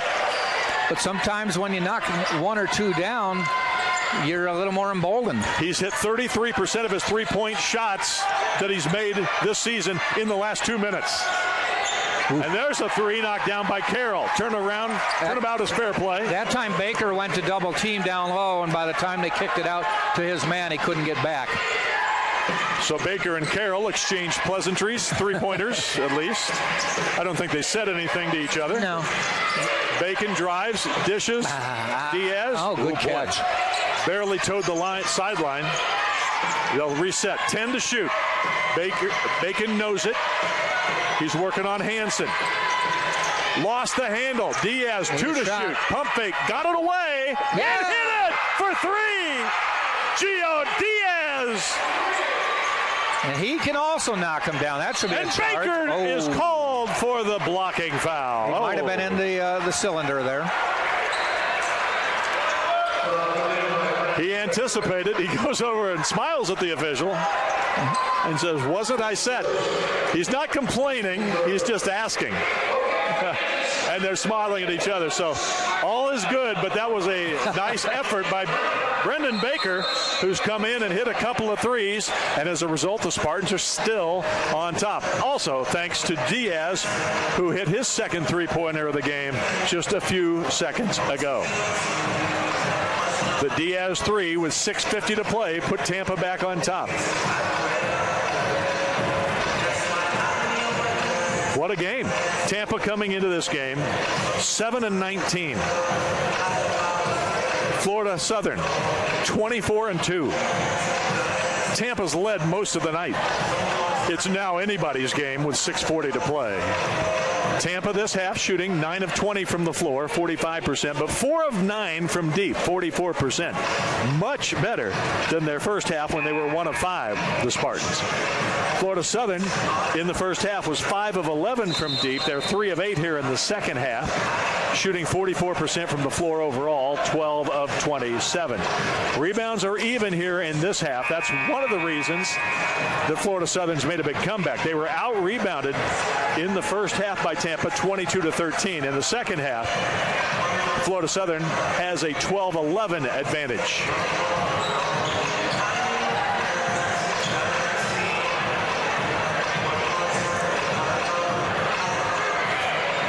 So 2 free throws coming up here for Brandon Carroll. 78% shooter on the year, swishes the first. Carroll averages 10.9 points, 5 rebounds. He started 2 games this year. He's the 6th man. As you talked about the 6 guys averaging double figures, he's the 6th man averaging in double figures at 10.9 points. He had a double-double at Lynn. 16 points, 10 rebounds, and a career-high 7 assists. He was sneaking up towards becoming a 3rd member of this roster for a triple-double. Tied at 76 with 6.5 to play. Who would have thought it? No. Bacon, last game on his floor, kicks to Lakovic. Fake the 3, drives hard, puts it up strong, too strong. Rebound by D'Amberville. Hansen gives it up. A whistle and a foul on Bacon will send Rhodes to the line. Rhodes just a 56% shooter. You know, I said it earlier, Tampa has played some good teams and some good games here on this floor, but you know what they've never done is played that team's game. They've always brought the team down to the Tampa style, which is get the game into the 70s or the 60s. This one's going to be in the 90s. This one will be in the 90s. This is going to be a different. This is the one-off, sort of, to your point. But the missed free throw by Rhodes. Again, 56% shooter from the line, as I mentioned. Missed them both. Tampa with a chance to go back on top.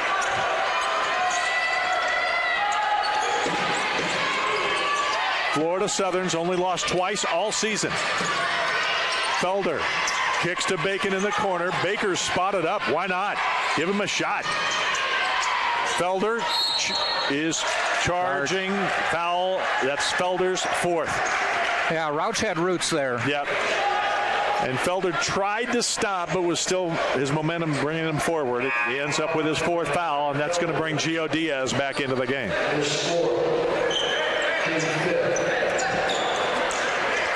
So he becomes the first player on either team with 4 fouls. He has to sit down. Lakovic and Duncan still playing with 3. Again, if you joined us late, no Kadeem Guy tonight for Tampa. The 7-foot center out with an injury. Boy, did he get up fast. Brandon Carroll knocks it down.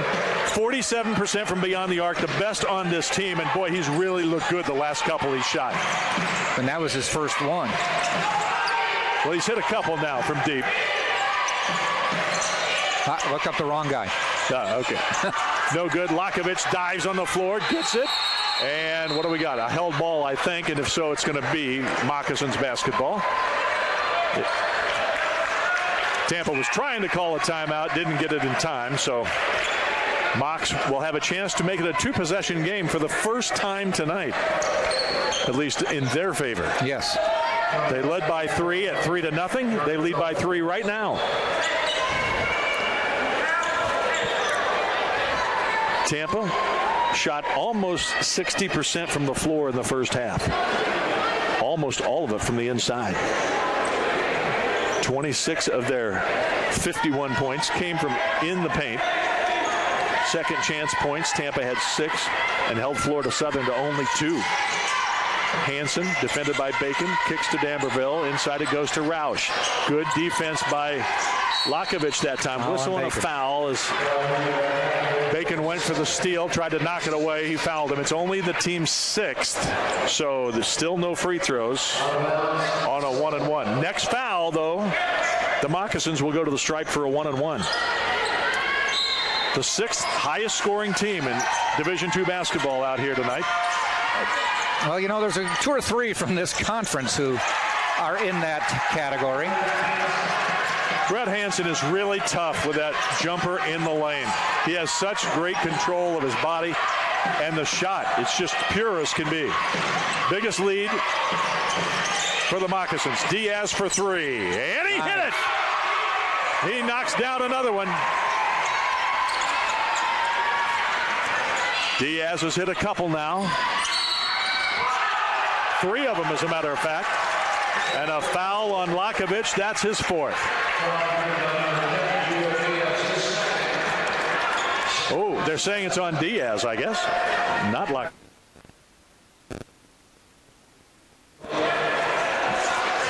So Hansen will go to the stripe.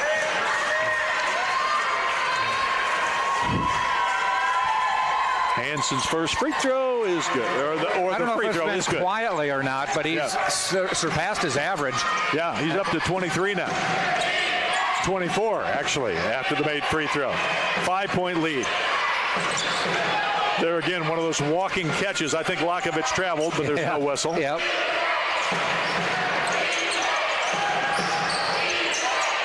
Felder drives into the lane. He's got 4 fouls, but he scores. Nice runner. Beating Carroll. Carroll tried to draw a foul, didn't get it. That's a big basket with just over 4 minutes to play. Need to stop and then get back and tie this game up. Hansen over his average. His average is 22, and as you say, he got 24. Almost a steal by Lakovic. It goes inside, and boy, Hinton's tough. Lakovic out of bounds it goes. And we've reached the under 4 timeout. 84-81. 9 seconds for the Moccasins to shoot when they take the ball after this timeout. I just wanted to check. That's the 3rd block shot for Lakovic tonight.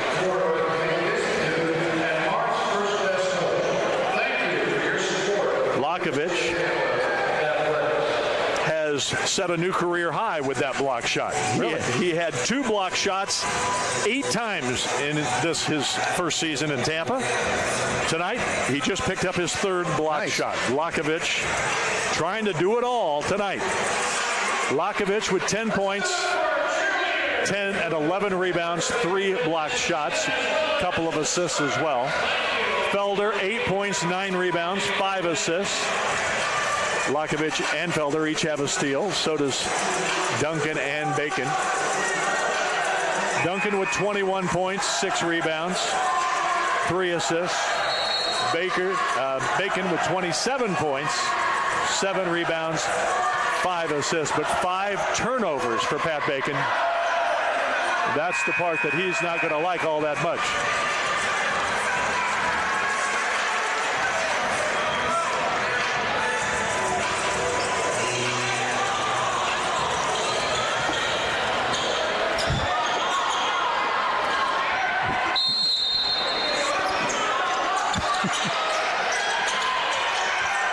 Inbound, 9 to shoot. Hansen knows it. On top, he launches a 3. It's short, no good. Off of Lakovic, out of bounds. Oh, my. You cannot give the Moccasins second chances. A fresh 20 on the shot clock as well. 3 points, Southern lead with 3:39 remaining. Jair Rogers gives it up to Carroll. Here's Roush, defended by Lakovic. 10 to shoot now. Inside to Hansen, working on Bacon. Wow, did he get away with steps? Maybe. I thought so. But there is Duncan with a rebound. Ahead to Lakovic. Lakovic will sky and dunk it home. It's a one-point game. 3:17 to play. Scott Lynn and Jack Ike with you here in Tampa. The Spartans trying to pull off a huge upset over the top team in the Sunshine State Conference. Jair Rogers gives it up to Hansen, working on Bacon. To the lane he goes, puts it up too strong. Brent Duncan, another rebound. Here's Bacon. He's taken on the big fellas, and he's fouled by Roush. Will it be on the ground, or will it be in the act of shooting? And it is a 2 free throw effort for Pat Bacon. He can give the Spartans the lead if he hits them both.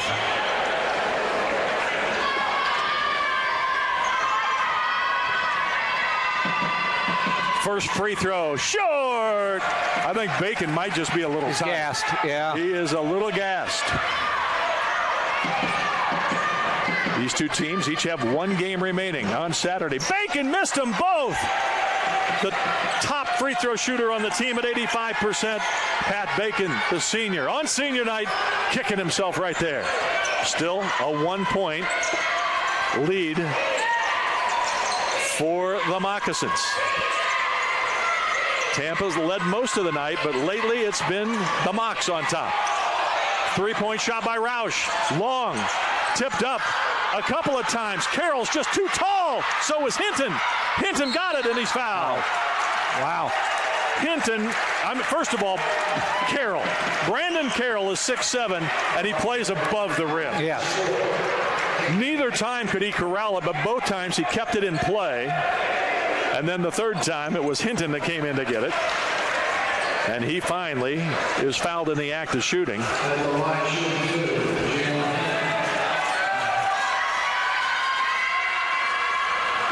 And the free throw is made.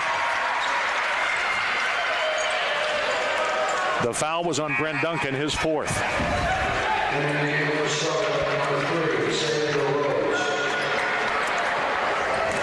Jair Rogers sits down as Rhodes comes back in. Rhodes is a little taller at 6'1", and that free throw no good. Tipped out of bounds by Roush. 2-point lead for Southern. Tampa with the ball. Jack Ike has figured out how to master these stats monitors. Sort of. Our two stats monitors have died, so we've got your phone. Your iPhone's out. Your iPhone is out. Thank you, sir. Lakovic, strong move, puts it up too strong. He thought Hinton was going to try to reject it, and he just put it up too fast and too strong. 85-83. Carroll, fall away, tough long two, no good. Coming in, Roush got a hand on it. Kept up, and now look out, and there's the steal, near steal. Boy, they got lucky. By Rhodes. I talked about the length. That was it right there. Rhodes was able to go get it, turn an ankle. Looks like he's going to walk it off and be okay. Great hustle that time by the Spartans. Duncan on the floor managed to get it and hand it off to a teammate. They tried to get the fast break, but nice heads-up defense right there by Xavier Rhodes. And Tampa's going to take a timeout. They'll still have 2 after this. 1:47 left. The Spartans with the ball, down 2. Who would have thought this at the start of the night? I wouldn't have, though Tampa has surprised us. And it was close, as I said, in Lakeland a month and a half ago, or a little more than a month ago. You know, you look at what Florida Southern is playing for tonight. Tonight they could win the outright conference title. If they lose and Nova Southeastern wins, then that's a 1-game lead with 1 game to play. Yeah. So they got something on the line here. Yeah. 24 points for Hansen, 6 rebounds. Now the Spartans, if they could win, would get to 5 conference wins, and they go to Lynn on Saturday to close out the season. A win over Lynn would give them 6 wins, which would equal Lynn. And if Lynn loses today. Yeah. Possibly give them a shot at the 8th spot. Wouldn't that be something? Though there are 2 other teams that are also thinking the same thing. In the middle, yeah. Eckerd and Florida Tech there, yeah.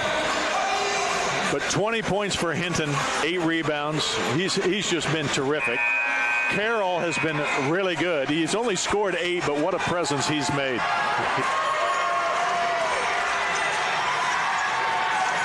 Yeah, I think his insertion into the game, even though he hasn't been a big offensive player, Brandon Carroll, with that length, I mean, just look at yeah. Even right here, just trying to get the ball in bounds is an adventure. Felder will break the other way and get the ball, but he is guarded. Felder is guarded by a guy who is 5 inches taller, and that makes it very difficult to run the offense. There's a 3 by Bacon off the hands of the Moccasins, off of Carroll, out of bounds. A new 20 seconds for Tampa. Pat Bacon, the shot just doesn't look as good as Pure. He's tired. I mean, he came out playing at such high energy, scored so many points so fast. But I think he sat for 1 minute. Yeah, exactly. He's played the whole way, as he would want it on the final game on this floor. Hansen guarding him. Bacon rises up to tie. Bang. Hey, bang! We're tied with 1:20 remaining. Tied at 85. That was a chess match there, huh? Pat Bacon with 29, tops in the game. And timeout is called by Mike Donnelly, trying to make sure they have the play and the ball in the hands of the guy they want. But what a game by Pat Bacon. He came in as a freshman, played as a pure freshman, and I mean a true freshman, and he was the freshman of the year in the Sunshine State Conference. It seems like so long ago. I know. Well, it's been 5 years, a little more than usual. Exactly. Made the all-newcomer team that year. Averaged 19 points a game actually 19.2 as a freshman. The next year he was injured. Played actually only started 17 games that year. Missed, 15 games or so. Yep. Averaged 12.9. But again, injuries and limited playing time in some games brought that average way down. Came back his junior year, averaged 19.0. Then last year, first 3 games, well, he played 2 games and was okay. Then in the 3rd game was injured and then never played again. So he averaged 10 points in the 3 games that he played. But this year, he has been magnificent, averaging a career-high 21.8 points a game. And now the Mocs, just over a minute remaining. All the way to the basket. A whistle, a foul, a chance for a 3-point play as Diaz fouls Rhodes. Tough matchup here. Again, Rhodes is 6'1", and Diaz is not. Yes. He's 5'11". It's only supposedly a couple of inches, but it looks like more than that. Yeah. 3-point play by Rhodes. How big was that? Well, Diaz will knock down a 3 just to tie it up again. Timeout called by Tampa. They'll have 1 remaining after this. 88-85, 61 seconds left.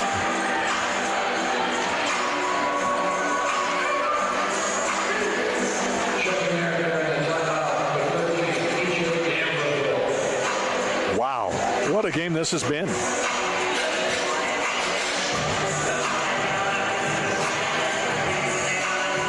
Lakovic, despite playing with foul limitations since early in the first half, or actually in the first half, had to sit the last couple of minutes of the first half with 3 fouls. He has no fouls in the second half, so he's done a nice job of playing under control. 12 points, 12 rebounds, 3 block shots for Lakovic. 21 points, 8 rebounds for Duncan, 29 points, 7 rebounds, 5 assists for Pat Bacon, the senior, the only senior of the group. Tampa will have it. They don't have to shoot the 3, do they, Jack? No, not with a minute. Get the bucket. Get as good a bucket as you can. And it wouldn't hurt to do it as quickly as possible. Yes. Well, they're going to foul. Yep. They've got a lot to give. Yep, this was just their 4th team foul, so they still have 2 more.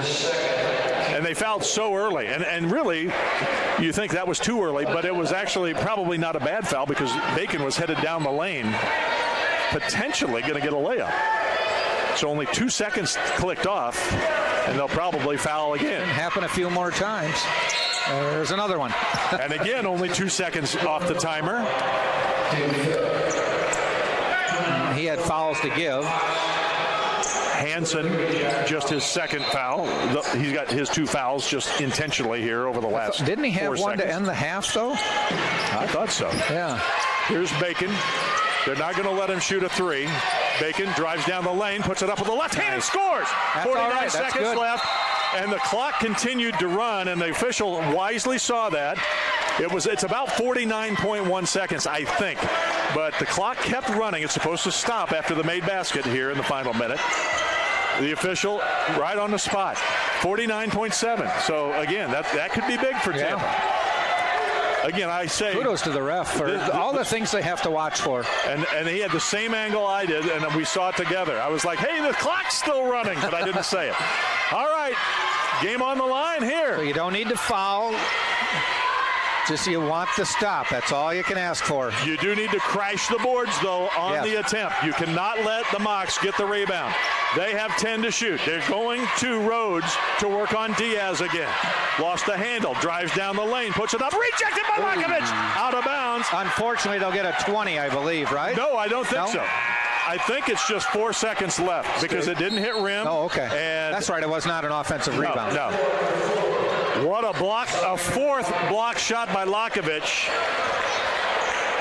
And that, again, extends his career high. Career high had been 2 8 times, but now he has 4 block shots tonight, and none bigger than that one. Wow. Boy, I tell you what, though, Mike Donnelly's going to draw something up, and the last thing you want is to give something easy. Well, something easy, and you certainly want to contest it. You don't want it to be a 3 because if they hit it, it's a 2-possession game, and you're in big trouble. And I'm not saying you let them have a toss in the lane either. But watch for cutters. Watch for cutters and watch for the lob to Carroll or Hinton. Right. These 2 guys are only 6'6" and 6'7", but they play like 7-footers. And don't you wish Kadeem Guy was available about right now? To stand in the middle. The 7-footer shot blocker for Tampa that is missing his first game since joining the team in December. Wouldn't you have loved to be? I would. Only 6'6", 6'7", playing basketball. Yeah. So big stop possible right here. And then Tampa still has to score. 22.8, 4 to shoot. They inbound. Hinton.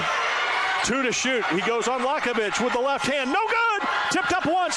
But Brent Duncan, huge. Duncan the rebound. A chance for Tampa to take the lead to the basket. Lakovic lays it up too hard. And the foul. Lakovic, who's had a great game, had a chance to give the Spartans the 1-point lead. It's still not over. The worst that can happen here is they're down 3 with 8.9 seconds to play. Lakovic is going to kick himself. Yeah. But it was he did have pressure. And he was a strong move to the basket. He went with confidence. Now, the key is if there's a rebound, you grab it. Well, they're going to get a rebound if there is because nobody from Florida Southern on the line. Roush is an 83% free throw shooter. Hasn't had a free throw attempt tonight. Swished that one.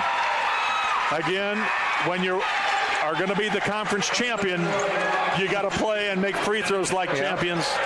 And this one right here will make it a 3-point game, and they could not lose in regulation if he hits this one. We could be headed to overtime if Tampa answers with a 3. No timeouts, apparently. Yeah, there is. See, and that's not what they wanted. Both Justin Pekka and Richard Schmidt were saying advance the ball to half court and call timeout. Now you got to bring the ball up the floor, probably against pressure. They were signaling that they wanted a timeout, but they wanted it up at half court. Now you do it. You use 3 seconds maybe to get it up there, but you'd have 5 seconds to get a shot. Still, you got 8.9 to get the length of the floor, and that's plenty of time. But you got to get now, the other thing to think about is they still have a foul to give. And you know Mike Donnelly has just said those words. We still have a foul to give. Even then, it's just a one-on-one. Right. So then you can't lose by putting him on the line. Right. Tampa then could only make the first free throw and then intentionally miss the second and tip it in. That's the only chance they'd have. I would let him, if I was Florida Southern, let him inbound the ball, move up near midcourt, and then foul him. That runs about 3 or 4 seconds off the clock. Yep. And I think that's what they're going to do. Well, it's been a terrific game. It's just been a terrific game. Florida Southern scored 45 in the first half, and they've scored 45 in the second. And it may be enough. They averaged just under 94. Here's Bacon hurrying. He's trying to pretend he was shooting the three-pointer from three-quarters court. Easily. It for sure was. He was in the act of shooting. He was. Good effort. If he'd have made it, still 7 seconds. For 3. Still 7 seconds left. Now, to your point, they may still foul because you're only putting him on the line for, at the most, 2 shots. A 1-and-1. And there's a foul, and they do the intentional foul. Yeah. So with 5.5 left, you're probably not going to out-rebound Hinton and Carroll. That might be Tampa's only real chance. Now, this isn't bad. I don't think there's anything wrong with letting Tampa shoot the 3 because at the worst, it's overtime. But this forces Tampa to miss the one of these. And you saw the switch. You saw the bigger player, Roush, get on the side of Brent Duncan. They wanted Hinton over here on this side. Makes the first. Now do you make it and try for the steal, or is this the one you got to do it? That's exactly what Justin Pekka and Richard Schmidt are saying to each other. And I think Justin wanted the intentional miss. Nope. Here it is. He made it. Now you got to foul. Well, actually, now you steal. You go for the steal. Right. The fact that D'Amberville was at the table, a scorer's table, means Tampa can set up defensively. They could get a steal and have a chance to hit a game winner. This was the best thing that could happen for Tampa. But There's the long one. Oh, D'Amberville is fouled with 3.7 to play. Boy, that almost got turned over to Tampa. They'd have had a lot to do to turn it around and come back and put one up from half court, but 3.7. Brendan Baker is going to come in, a long three-point shooter. It's also the 5th foul on Brent Duncan. And the 10th team foul, so double bonus shots. time. 2 free throws coming. Duncan ends the day, 21 points, 9 of 14 from the floor, 3 of 4 free throw line, 9 rebounds, 4 assists. Leaves nothing on the floor anymore. He has come, if he has this same kind of season next year, he has a chance to be an all SSC player. Free throw, no good. So now Florida Southern cannot foul. And Tampa has no timeouts remaining, so they do have to inbound, or even on a missed free throw, they've got to take the long shot. Right. Their only chance probably is going to be a half-court shot here. But it will be for the win, regardless of a make or miss. Lakovic to Bacon. A 3 for the win. Got it away! Oh, no good. As you would want it on senior day, the senior had it in his hands and a chance to win it. He only needed a 2, but there just wasn't time to get coast to coast. Close enough, no. A courageous effort. Terrific basketball game and a great effort by the shorthanded Tampa Spartans.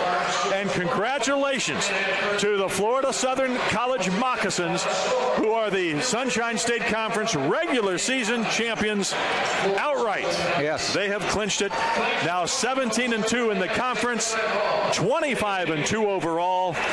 They're 10-1 away from home. That's the mark of a great team. Well, we saw both the men's and women's conference champs on the floor tonight. Quite a day. The Tampa women are the champs, but they saw their 19-game winning streak ended in dramatic fashion. 56-51 was the final, a game that could have gone either way. Tampa came storming back late in the fourth quarter, just could not get over the hump. Florida Southern, meantime, trailed Tampa most of the game. I'd say 2/3 of it at least. Yes. They alternated baskets back and forth down the stretch, but at the end, it was Florida Southern escaping with the 1-point win. Quick recap of the scoring. Hansen leads the way for the winners with 24 points, 6 rebounds, a couple of assists. 20 points, 8 rebounds, and a couple of block shots, I think, for Hinton. In fact, I think he had 2 in the first half, so he had at least 2. I'm not going to change the monitor right now. It's working, so I don't want to touch any buttons. 13 points for Damberville. 11 points for Rogers. He hit 3 of 4 from beyond the arc. Damberville hit 3 of 7. Roush had 5 points. Carroll had 8. 9 for Rhodes. Those are the scores. Campbell played, did not score. Actually, I'm not sure Campbell. Yeah, he did play. Kiesler, I did play 1 minute late. I should have mentioned that, and I apologize. Pierce Kiesler, I want to say your name because you did get in the game and you're in the line score. So the Moccasins shoot for the game just 41%. Great defense by Tampa against this long, athletic, and very talented team. Make it 41% from three-point range. That's one of the keys to the victory here tonight. 9 of 22 shooting for the Moccasins from beyond the arc. They make 15 of 22 from the charity stripe. Tampa was 17 of 24, 71% from the line. 6 of 16 from beyond the arc, 38%, and 53% for the game. Tampa was 33 of 62 overall. Rebounds, Tampa out-rebounded by 10 this athletic Florida Southern team. That's just a terrific effort. Yeah. On a night where your big guy, your 7-footer, wasn't even available to play. 13 rebounds, 12 points, and a career-high 4 blocked shots for Martin Lakovic. 10 points, 9 rebounds, 5 assists for Felder. Diaz hit 3 3-pointers. He finished with 9 points. Brent Duncan, 21 points, 9 rebounds, 4 assists. Pat Bacon in his final game here at the Bob Martinez Athletic Center scores 31 points. Just a terrific night for Pat Bacon. He had 32 against them in Lakeland. He has 31 here tonight in a losing effort again. 13 of 20 from the floor, 1 of 3 from deep, 4 of 6 from the line, 7 rebounds, 5 assists for Pat Bacon. Brendan Baker played 15 minutes, scored 6 points, hit both of his 3-point shots. Just looking, it was the bench for Tampa. There just is no bench. Yep. They were outscored 17-6 on the bench is Baker tonight. It was it, and that was it. He was the only guy that played off the bench. So it's over here in Tampa. The Spartans end up with a 20-loss season and still 1 game to play. They are 7-20 overall. They play at Lynn on Saturday. 4-15 in the SSC, and now totally no chance to make the SSC tournament. Florida Southern, meantime, 25-2, 17-2 in the conference. They are the undisputed champs of the regular season. They have their 3rd consecutive 20-win season. It's too late. And they are certainly. You know what? Come on in here for a second. Come on in for a second. Well, just a quick word. We have Pat Bacon's mother here, and because this was his final game and we didn't get a chance to talk to him, I want to just get your thoughts on Pat's final game here at home. Pat had an excellent game today. He was balling. We was definitely trying to take home that win, but I'm not disappointed. A 1-point loss. He did his thing. Against this team. Exactly. Terrific effort all around by Pat, by Lakovic, by Brent Duncan. Yes. Just a great effort all the way. The Spartans did everything they could to knock off this team, one of the very best in the country. Yes. Jack and I have talked about it so long, and if you've watched the game, you know that we talk constantly about Pat, how when he came in as a true freshman, he played so well, and we talked right then, and you heard us then, say he's going to have such a terrific career, and he has had that. Yes, I'm very proud. You have to be proud. Yes. I mean, what has it been like for you to watch him go from that young kid out of high school to now a 5th-year senior and scoring 31 in his final game on the home court? Honestly, I wish his dad was here so he could give his 2 cents in. You know, he's the basketball guy, but he would be. Trust me, I know all about basketball moms. Yes, too. Yes, basketball moms too. We just are proud of him, and we've seen growth in the times that he's been here, he's done some really awesome things in the past couple years that we've noticed. His skills developing even more still. We still feel like he still has more to give. And you probably still feel like he's, about a 16-year-old playing at home, right? Yep. Still your kid. Yep, still my kid. Yep. Still exciting. Yep. Well, listen, I want to thank you for coming down here. It was such a great game. I'm not sure we could have got you in with all the excitement going on. But congratulations to Pat on his career, to you and Pat's dad. Thank you. Because we've really enjoyed having him here. This is the last chance we get to see him. I hope he goes on and has a career in Europe or wherever wherever his basketball skills might take him, or whatever endeavor he ends up doing in life. Absolutely. It's not over. Nope. Thank you very much. Appreciate it. All Thanks right. for having me. That's going to do it for tonight. Again, the Spartans have one game remaining at Lynn on Saturday afternoon, and then that will be it. But again, the final tonight was Florida Southern 90, Tampa 89. What a thriller we had here in Tampa tonight. For Jack Ike, this is Scott Lynn saying thanks for being with us, and until next time, that's going to do it for our men's broadcast for the year. We will be back, though, next week. I believe Tuesday night's the first game with the first round of the Sunshine State Conference Tournament. Tampa's women are the #1 seed, so Jack and I will be back here, and we'll have all the games as long as Tampa stays alive and keeps winning. They fell tonight, the women did, to see their 19-game winning streak ended, but they'll hope to start another one at Lynn on Saturday afternoon. For Jack, this is Scott. Thanks for being with us, and good night, everybody.